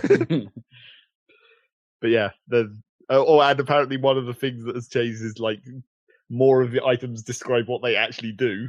Which was definitely a problem. Right. Interesting. Maybe we can find out what that fucking shifty pig actually does. I mean, he's a pig and he looks shifty. That's all you need to know. Yeah. I wouldn't be surprised if that one still doesn't tell you what it does. No, probably not. Because that's kind of the point. It's too shifty. It feels like you're not meant to know what some things in that game do until you discover the secret. I mean, even though we played after Advanced Gungeons and Dragons, I never got to like the new secret boss or the level associated with it, the rat. Oh, right. I never got around to doing that. I've still never fucking beaten the Lich, so I still never technically beaten that game. Really. So yeah, I'll probably go back to that. Other things that I have been playing, which was a fairly hilarious set of circumstances, was I was like, okay, we want to play stuff together. So what are the things we usually play? So we're like, we haven't played Stormworks for a while, and there's been several updates to that. So maybe we can go back in there. We go back in there, and it turns out the patch that happened literally the day before created a bug that creates massive multiplayer desyncs, so it was virtually impossible to play. Right. Okay. So it's like, oh, well, I guess we're not playing that then. Early access, people. So then we were like, okay, well, we can go back to our Factorio save that we haven't played for a little while, because, we've been doing other things. Go to Factorio and go into there. But it turns out that the version that we were using, that we last played on in that save, which was like 17.11, we needed to stay on that version because one of the mods we were using hadn't updated, and it was incompatible with newer versions past that. But because of the way Factorio does these like rolling updates in the experimental, when it's doing these little point updates after the larger releases, we can't actually play on 17.11 any longer because that's dropped off the bottom of the rolling list. You can only go down to like 0.15. Okay. And the mod still hasn't updated, so we basically can't play that save. Right, yeah, it's dead. It's like, oh, well, fuck. The risk of mods, I guess. Yeah. So what we actually ended up doing was play Rocket League. Oh, really? Yep, I actually got at least one other person to come back to Rocket League. Woo! Although that was very weird because she hasn't played since launch, essentially. Yeah, I was about to say it's been a while. Didn't go nearly as badly as I thought it might, which was nice. That might be the first time the only time I've actually spoken to her as well. Like, was Rocket way League. back then. Yeah. But yeah, I was like, I was expecting it to go way worse than it did, which was good, I guess. Cool. I mean, it was one of those things where it's just like a look into the past. Like, how did we used to play Rocket League? Yeah. Oh yeah, I remember. I remember what that was like. I kind of missed that a little. And admittedly, it still is kind of a bit like that when I play solo. Well, I mean, because the people I'm being ranked against are like not you. Yeah, basically. But yeah, I don't know if that will be a thing that continues at all. Whether this will just be a one-off because we couldn't play all this other stuff we wanted to. No, that'd be cool. You should play Apex. Try it. I think you'll like it. It's free! That doesn't mean anything. It means you can play it without risk. Yeah, well, kind of. I guess. Risk-free. And then things I have been playing, which include Rocket League, obviously. New season of that hasn't started yet. New Rocket Pass. Rocket Pass 3, no. I'm enjoying the break, to be honest. Yeah, but then you'll be all shitty when you come back. Yeah, true. You might want to start before we start playing Rocket Pass again. It's slightly ahead of it. Do it for realsies. De-rank us as much as possible at the start, so it'll be more fun later. Well, I don't think it degrades any further than it does when it does that one time it degrades. I mean when we start playing again, because we're going to lose all our first 10 matches, and then. Yeah, but that's not a new season. The Rocket Pass won't be because it's already been the new season, hasn't it? Yeah, of course. You will only get to replay 2 to regain your rank. Different seasons. Yes.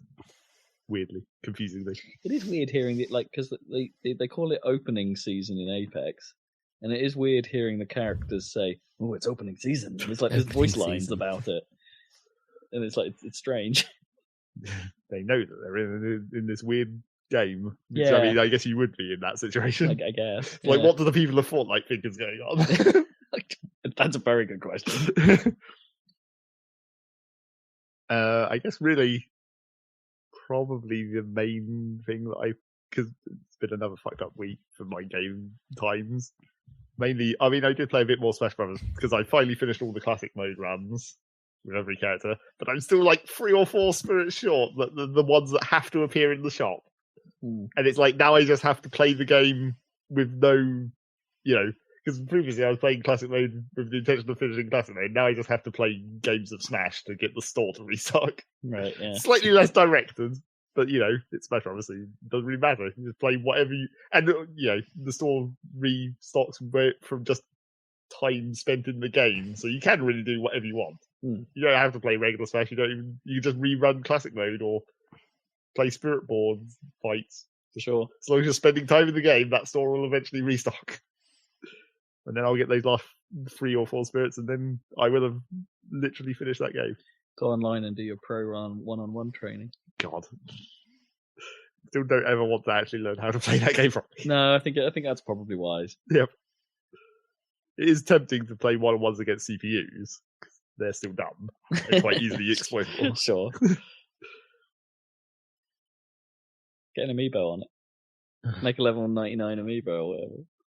I don't know if that would take that long any longer, though, now that they've added all these other ways to level this up. There's all kinds of tricks you can do now. Yeah. We haven't put blues on. No. On See what'll happen. Yeah. See what data it can import. See what level he actually was, because fuck only knows. I can't remember how that works, to be honest. Then really the only other thing I did play was I played Factorio, naturally. And the only reason I wanted to mention that was because it's been quite a version whiplash between my old save and the current one. Because I didn't think it was going to be as different as it was in the most recent update when they did quite a lot of UI changes and UX changes. I didn't think it would. I was looking at the things that they added, and I was like, "Oh, that doesn't seem that vital." But when you actually play it, I'm like, "Man, this is." I go back to the old save, and it's like, this is so inconvenient. Because the main things are like they've added the ability to basically copy paste and like cut paste. Right. where you just hit Control C and then drag over a section of your factory, and it puts it in a cursor, and you just paste it down, and your robots do it. And it's like, holy shit, that is so convenient, and you don't realise you go back. That is so not a gamey thing to do, is it? Copy paste. Because it's like not like in the old version when you want to essentially do that, you're like, okay, you open the blueprint library, you get an empty blueprint, you put the stuff you want into the empty blueprint, then you put that blueprint down, then you pick up the deconstruction planner, then you highlight the bit that you've just put into the blueprint so it gets deconstructed, then you pick up the blueprint again, then you paste that blueprint, and then because you probably don't want that blueprint, you then have to open the blueprint and hit the delete button, and then it goes away. And it's like, God, you can do it, but that's just so much less convenient than just hit the button and having it do it. That was said so fast. Yep. There's a lot of steps. That's a lot of steps. But yeah, stuff like that is just like, once you've played with it, you're like, when you go back, it's just like, how did I even survive in this inconvenient situation that I was in before? And then there's, other stuff that even is like less important, but also convenient, where it's just like, now you just have a button on your hotbar to turn on and off your personal robots. So previously, you'd like open your inventory screen, open your armor, pull out the roboports, and that would be essentially turning it off. Now you just have a button. Just hit that button, and the roboports turn off, and you're good. Or turn on and off your exoskeleton legs, so you don't move as fast when you need to position yourself accurately, rather than having to open the armor and take them off. Sounds a bit Deus Exy for a second. Then turn off my robo legs. Yeah, turn off your robo legs. So yeah, you like it's. At the time, it seemed like features that you wouldn't care about, but then once you have them, you're like, holy shit, this is just so great. I can't go back. 2-Point has a copy paste. Yeah, it does. Surprisingly. A duplicate. Yeah. Kind of helpful considering how many GP's offices you need. Oh, God, yeah. You've got a queue of 9 people outside a GP's office. Throw down another one. You've got a queue of 9 people in front of that new GP's office. Yeah. What? So yeah, that was just, I just played more Factorio in both versions. Old and new. Finishing that, never finishing that C block. Finishing, but never finishing. The new version of that C block save has been way more efficient, as predicted. Yeah. You knew what you were doing this time. Yes. Although I've definitely reached the point where I'm considering whether I need to actually like import blueprints from the previous version, because some of the stuff will still work. And it's like, I could redesign it maybe and make it better, but it was probably good enough in the previous version. So maybe I could just go and literally take the blueprints out of that game, because you can export blueprints as a string. So you can just get a clipboard of a jumble of letters, paste that into the blueprint interface, and it will just recreate that blueprint, which may work between the different versions to some extent, because it's mostly the same items, I guess. But we'll see whether I need to do that, or whether I just build them again better. Because that's what you do. Build them again better. That sounds like... Is it SW1, that show about the BBC? Yeah. I think I may have made this joke before. I think you may have. Yeah, where it's just like the catchphrase they use is do more with less better. Yeah. Do more with less better. Apart from that, I feel like this has been another period of just like looking at things and thinking about playing them, but not actually getting around to starting doing it. I feel like there was at least one more thing, but I've definitely forgotten it. That tells you how much I may have played of it. I don't remember seeing you do anything else on your Steam list the last couple of weeks. No, I mean, I guess I did like one more run of Crypt of the Necrodancer at some point. Yeah, I had a brief go back after we did that video. I was like, oh, maybe I can get good at this again. Played a couple of goes and was like, no, I really can't. I still haven't got round to reinstalling Space Engineers, so I can see what the version 1 of that version is like. 1 is, yeah. Although again, that's been a situation of hard disk space. Oh, I fucking got an update for Dirt Rally 2 waiting, because I turned off auto updates because of the whole disk space situation. Because it needs 30 gigs. Yeah, and I'm like, it's waiting there, and I'm like, god damn it.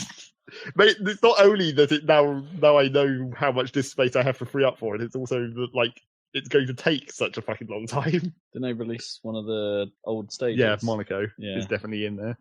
I've seen screenshots of it for sure. It's like, I'd like to go back to that, but now it's not just inconvenience me for having to get the wheel out, it's inconvenience me for having to do this fucking patch process. Buy Drive. Damn you, video games. Buy Drive. You've probably got plenty of spare SATA points. I don't want to buy new shit for this old PC, though. You can just do what I do and move the drive to the new one when you're done. Yeah, I could. Although, again, this is me kind of automatically screwing myself, where it's just like, it's going to be a nightmare with all my partitions. Because drive letter assignment is probably going to be real annoying. And, like, who knows what Windows will even think of this third drive. And even if I did get a third drive, like, do you just want to get a regular drive, or do you actually want to get an SSD at this point? I still don't know, because like I've got my NAS drive, I suppose, for like mass storage, but and it makes sense for some of the. It doesn't really make a huge amount of difference for the video stuff for me to run it off SSDs at this point, but because processing time is actually important, rather than drive speed. So I don't know, really. I guess because it's like SSDs are still notably more expensive. Yes. It's like, I don't have an SSD in that machine, but then what I really need is space. So it's like, that kind of makes it not worth getting an SSD. I don't run most of my stuff. I have got an SSD as my OS drive in this PC, but I don't run most things off it. It's like, okay, yeah, I ran Forza off it, I think. And mainly because that initial load is incredibly long. Yes. Even with an SSD, it's incredibly long initial load. But it hasn't bothered me too much on PC as much as loading times on consoles still bother me periodically.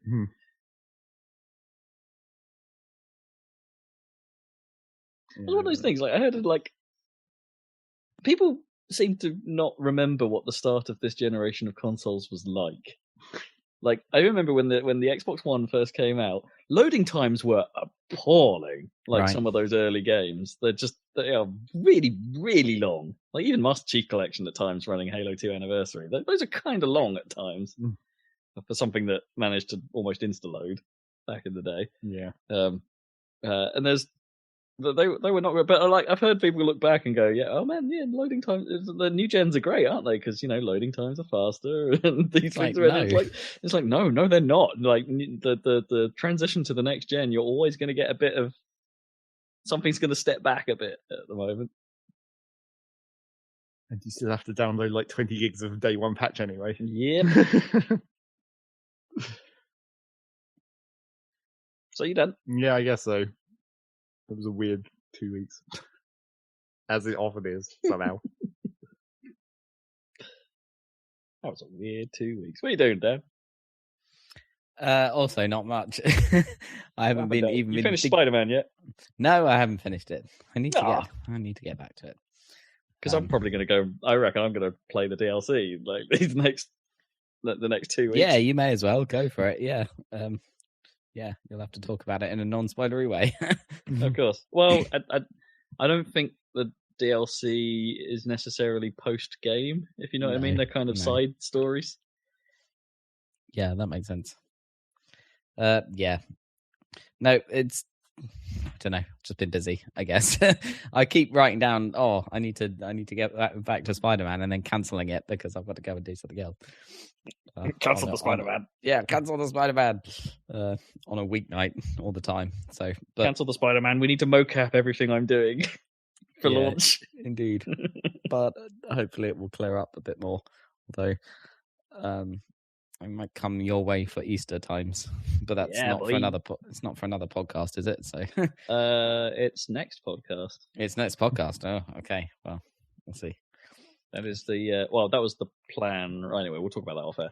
But anyway, we'll have Dan in the house for a podcast soon. Indeed. So that should be good. So yeah, there aren't even any things I'm planning on playing apart from maybe trying that dangerous driving. You got me intrigued actually because I didn't realize that's. I can't believe how much it is Burnout 3. So, yeah. I mean, it depends how it actually feels, but it looks like good enough for a fix. Which the thing is I've had a very similar fix through my love of Onrush. So, right. It's not the same thing, but there's a lot of shared DNA there, I think. Yeah, fair enough. So like whether or not I've got the urge quite yet. Although, in fairness, I probably still do because a bit of me still occasionally goes, yeah, but I could go for some Onrush right now. So maybe I will be fine with this. Yeah. So I will see what that's about. Then, Cool. I don't know what's next after Spider-Man. It's an interesting question. Well, when are the next big Sony games coming? Like, Ghost of Tsushima can't be far away, right? Well, Sekiro is the big one right now, right? Sekiro is the big one right now, and supposedly it's like one of From's best. Yeah. Like, I mean, I have to say I'm sort of intrigued by that. Especially, I like the idea of it looks of more the me stance than any- thing. Yeah. Yeah, this game Sekiro looks a lot more me than any of the other stuff they've done. Yeah, I would It's like, say. and I was edging towards Bloodborne, but then again, like I've had that thought process. God of War has made me have that thought process. As would I actually have my hatred of them may have shifted? Yeah, exactly. I'm not. It's like the accessible one. Yeah, they've always looked like a game I would really not enjoy. I think and now it's going to be. I might. I think you actually would. I think it would be super harsh, like to begin with, but because you've done God of War, you're like, well, I know it's gonna get good once I get good, yeah, or whatever. Of course, there's also Devil May Cry for you, isn't there? That's supposedly really good, right? Devil May Cry 5 is supposed to be good. So there's actually tons of stuff out. Yeah, for PlayStation, they're still on a roll, but I don't know if it's necessarily for me. But yeah. I guess there's stuff coming up. I mean, what was you got? Yeah, Ghost of Tsushima is the big one. Last of Us 2 is this year as well. Right, yeah. But Well, really, I should play through The Last of Us 1. I never played through it fully. Oh, didn't you? Not fully, no, because I didn't have a PlayStation at the time. I got the remastered, but I didn't get. Oh, cool. Yeah, I didn't get through it, so that's not an easy one. No, it's not. It's It's one of those games that I love more for its story than I do its actual game. Yeah, it's like the world and the characterization is pure Naughty Dog and is really very good. But it's I mean, it's a stealth game, right, at its heart, and like that's where I'm not very good. I think actually the game I need to go back to and really go through is actually The Witness. Oh right, hell yeah! I need to do that. So that might be it after Spider-Man. 2017 Game of the Year. Oh yeah. I still love that conversation about that Game of the Year. Go and listen to that at the end of that Game of the Year. That was so good. Where Zach's like, fuck you guys, The Witness. And it's like, oh, yeah, we're like, oh yeah. Trolled us good. Yeah. I did see an article come up on Kotaku that said you don't have to play The Witness. And I'm like... Well, I've seen several YouTube videos with that exact title as well. What's that about? Where's this suddenly come from? Yeah, where's this come from? Why not? And you should play The Witness. The Witness is great. No one's trying to force you to play it, are they? I don't get it. Yeah, what's this about? Yeah, I don't remember what the actual context of that idea is. It's just like... Is it like The Wire of video games where everyone tells you need to watch it? Well, maybe. Game of Thrones. But also just like I guess the idea is that you can just watch it if you don't care about solving puzzles because there's nothing else there. It's like all it is solving the puzzles, and if you're not really interested in solving the puzzles, you may as well just watch someone play it, and then they can tell you how they're interpreting the world and the puzzles. I guess. It's weird though, isn't it? It's like, why would you play The Witness or like be even remotely interested in it? I mean, yeah, there's not a huge amount on the philosophy side in there, right? It's not. And yet, even that amount of it still pisses people off. Other than that crazy double ending, but... yeah, well, yeah, the whole end, the end, the end of the end. And Rob, you don't need to watch Game of Thrones. No, I don't really. But you do need to watch Mad Max Fury Road, you maniac. We need to like. I can't believe can you save that for Easter?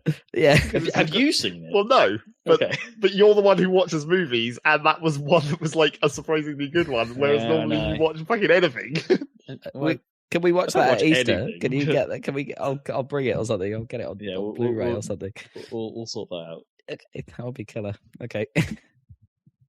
There's probably a really good version of it on Prime for rent or something. Yeah, like that. probably. I did notice that a copy of Solo has been in my house recently. Is there? Yeah. So But maybe is it- we'll but get is it- another is it- Star Wars review from me. Is it a Blu-ray though? I don't think it is. It's a DVD. I think it might be. Suck ass. I mean, it doesn't I'm not deserve watching much that. more than a DVD. So, yeah. I'm not watching it. I can't lower myself to it. Well, I watch it on my computer, so it doesn't bother me. Looks But like a any other DVD. video thing on my screen. Oh, you're wrong. Thing about that is, if you go in with low expectations, it's pretty fun. Oh well, yeah, I'm sure I'll enjoy it because I enjoy Yeah. all kinds of crap. But Yeah.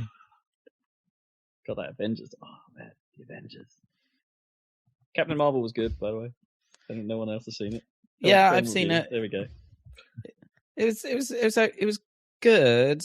I mostly It's by the liked- numbers, but Yeah, it was by the numbers, but I mostly liked the Sam Jackson running around pretending to be young Sam Jackson. I thought that he was really good in it. that was yeah. The best bit I mean, of it it was the buddy situation with those two running around like being spies. Yeah, it was. I mean, it was just good just to have a good Sam Jackson film again, right? Yeah. So that was the best part. I was disappointed. I felt like the trailers were a fake out where they were going to be flying around Top Gun style in F-15s, and that never happened. No, it didn't. All the shots of them in the Air Force planes were in the trailer, I think. Pretty much, yeah. And I was like, come on, I wanted Top Gun. But Yeah, no, it's not that. It's not that. it's not that. But yeah, You're was- not going it to was- get your goose moment, although you are. well, they named the cat Goose, right? Yeah. I know, that's so good. Well, apparently the cat in the comic is named Chewbacca. No, it's slightly less good. Yeah, I mean, they could have got away with it actually because Disney, but yeah, that's true. I think they didn't want to mix. I don't think they want the Star Wars to be in the MCU, which kind of makes sense. not even as a reference. Yeah, I don't think that has happened. Although I did chuckle when she picked up the Wright stuff as the movie in the blockbuster that she fell into. Right. I was like, oh, that's quite good. But yeah, and although I felt like the 90s references, some of them landed and some of them didn't. I really didn't think that the No Doubt actually worked. You know, the I'm just a girl over that fight Okay. sequence. It didn't really go together very well. It was a bit gratuitous, and like "Come as You Are" when she goes to meet the Oh baddie, yeah, it's like- that was the one that actually I thought was. I mean, It was like, spoilers, but you know that was the really? one I thought. Yeah, that one didn't work for me. there were a Um, few that didn't land. Yeah, I mean, there was some garbage in there, so you know. that definitely was good. movies. That was good. Yeah, I mean, it was interesting that they did a '90s thing. I mean, they've already Yeah. milked the '80s with the Guardians of the Galaxy quite a lot, so it's like you know they needed to do something different. it is weird now we're old, and like and all the music and that is like, hey, I like all this stuff. Yeah, It's this like, was a good era. yeah, yeah. Wow, They had Mm. Elastica, didn't they? That was some good. of it was good. Yeah. That Elastica song that was used as the Trigger Happy TV theme. And she's like, I'm going to steal a motorcycle because you're a douche. Like, okay. I guess you're a bike thief. I am a bike thief. No, there was no there was no freeze pop in there. No. I forgot about that song. I am a bike thief. Yeah, and then Endgame in a couple of So weeks. excited. Right? So excited. Everyone is. They better resolve it in an interesting way. Get your excitement out of the way so you can get preparing for Sonic. I'm Oh. so excited in a different way. I want there to be a Sonic trailer ahead of Endgame. That would be awesome. Of course, what there actually will be is potentially a Star Wars trailer. We shall see. Mm. Can J.J. Abrams pull together that crap, that kind of butt situation? Yep. I mean, I he's did good at end up- beginnings, not good at endings. So, I did end up seeing that last Detective Pikachu trailer as well. oh right, yeah. It looks really good. It could. I mean, it's going to be fun. It's not going to be great, but it'll be good. It's for kids. Is this That's what I'm the saying. turnaround of the video game movie we've all been waiting for? Probably It could not. be. Side I mean, No, yeah. it'd be lucky to be anywhere close to something like a Lego movie, but I don't know. Has any of the stuff we've seen of Sonic been official, though, right? It's all been leaked, hasn't it? Like, nothing I don't has think actually they got it. come out directly. So this all could just be a giant fake out. It could be, yeah. I mean, there's just no have some chance that's going to be Guy good. in a Sonic costume putting that into a trash bag and then putting it in the bin. Yeah. Like, no, that wasn't real at all. That would be really funny. And then Inception. Yeah. And then yeah, Sonic Boom Inception jokes. So speaking of Sonic, we can wrap up this podcast by saying what the next video will be. Oh, we're right. Oh, what's the next video going to be on Happy Salad's YouTube channel? YouTube channel. We're playing Sonic Forces. Oh God! Please, We're going God. into it. We're Why? going into it blind. We're going into it with heavy analysis. Did you buy Heavy this? analysis. How much did you spend on it? I don't know it if was I. a gift. I don't know if. I'm Yeah, pretty I sure. still haven't figured it out. I either bought it or I got given it. One of the two. But Okay. Yes, prepare for us to intricately scrutinize various things about Sonic. I mean, at this point, you've done it near most games in the series, bad games included, right? Or Yep. most. well, there's still a lot of Sonic games we haven't done yet. There's loads. We haven't done Sonic Adventure 2. We haven't done. I forget now. There's so many. We haven't done Sonic 06, but that's because it's on a console and it's a bit awkward. Yeah. There's no emulation for that. So You could do Sonic 06 if you could do if Sonic you had the 06. technology, right? There are ways and means by which we could do that. We got to get through Sonic Forces. And I don't think I want to do Sonic 06. Like even as a complete from like let's do all the Sonics. It's like that one. I think with like it's been done. Right. Everywhere it's else been has done it, and it's done it Everyone better. knows how I don't bad think it that is. stopped Right? us making a video of anything else ever again. Well, no, but like we couldn't improve upon it. Well, we'll have to wait until 2026. Then we can do it for an anniversary. Oh god, There you go. it is Just, also just like Half-Life. it is also just that bad. Well, yes. There isn't a lot of like redeeming features about Sonic 06. No. Tell you what, I played Although today. plenty of stuff to make fun of, which is kind of the point of a video. Yes, I'm trying to think of You games like that loading screens. that we like that no one knows about because that's or like Drago. Yeah, that's yeah. like that's the classic. It's like you've got to find stuff that like we weirdly liked, like or New York Race, like Yeah. stuff like that. I found today because I was randomly googling for the existence of the UK version of You Don't Know Jack from 1995 because it seems to have Yeah, disappeared off the internet. But somebody has like liked it so much that they've tried to sort of make a full version of it working in a web browser, and it actually works. Oh wow, It's like ydkj.co.uk or something. amazing. And it mostly works, like the game, the Mostly. main elements of it. He's going through, and he's got a big warning message saying like, "I don't own the copyright for this," but still, and no one seems to have messed it up yet. And it is that game, and I hadn't realized that Jack Cake was Paul K. Right. aka Huh. Dennis Pennis. Yeah. Oh, amazing. Because I was thinking, who wrote all those jokes? There's like 500 questions in that on that CD-ROM. Like, who wrote the UK version of You Don't Know Jack? Like, it's really well done. It's And it's amazing. still- Well done. Yeah.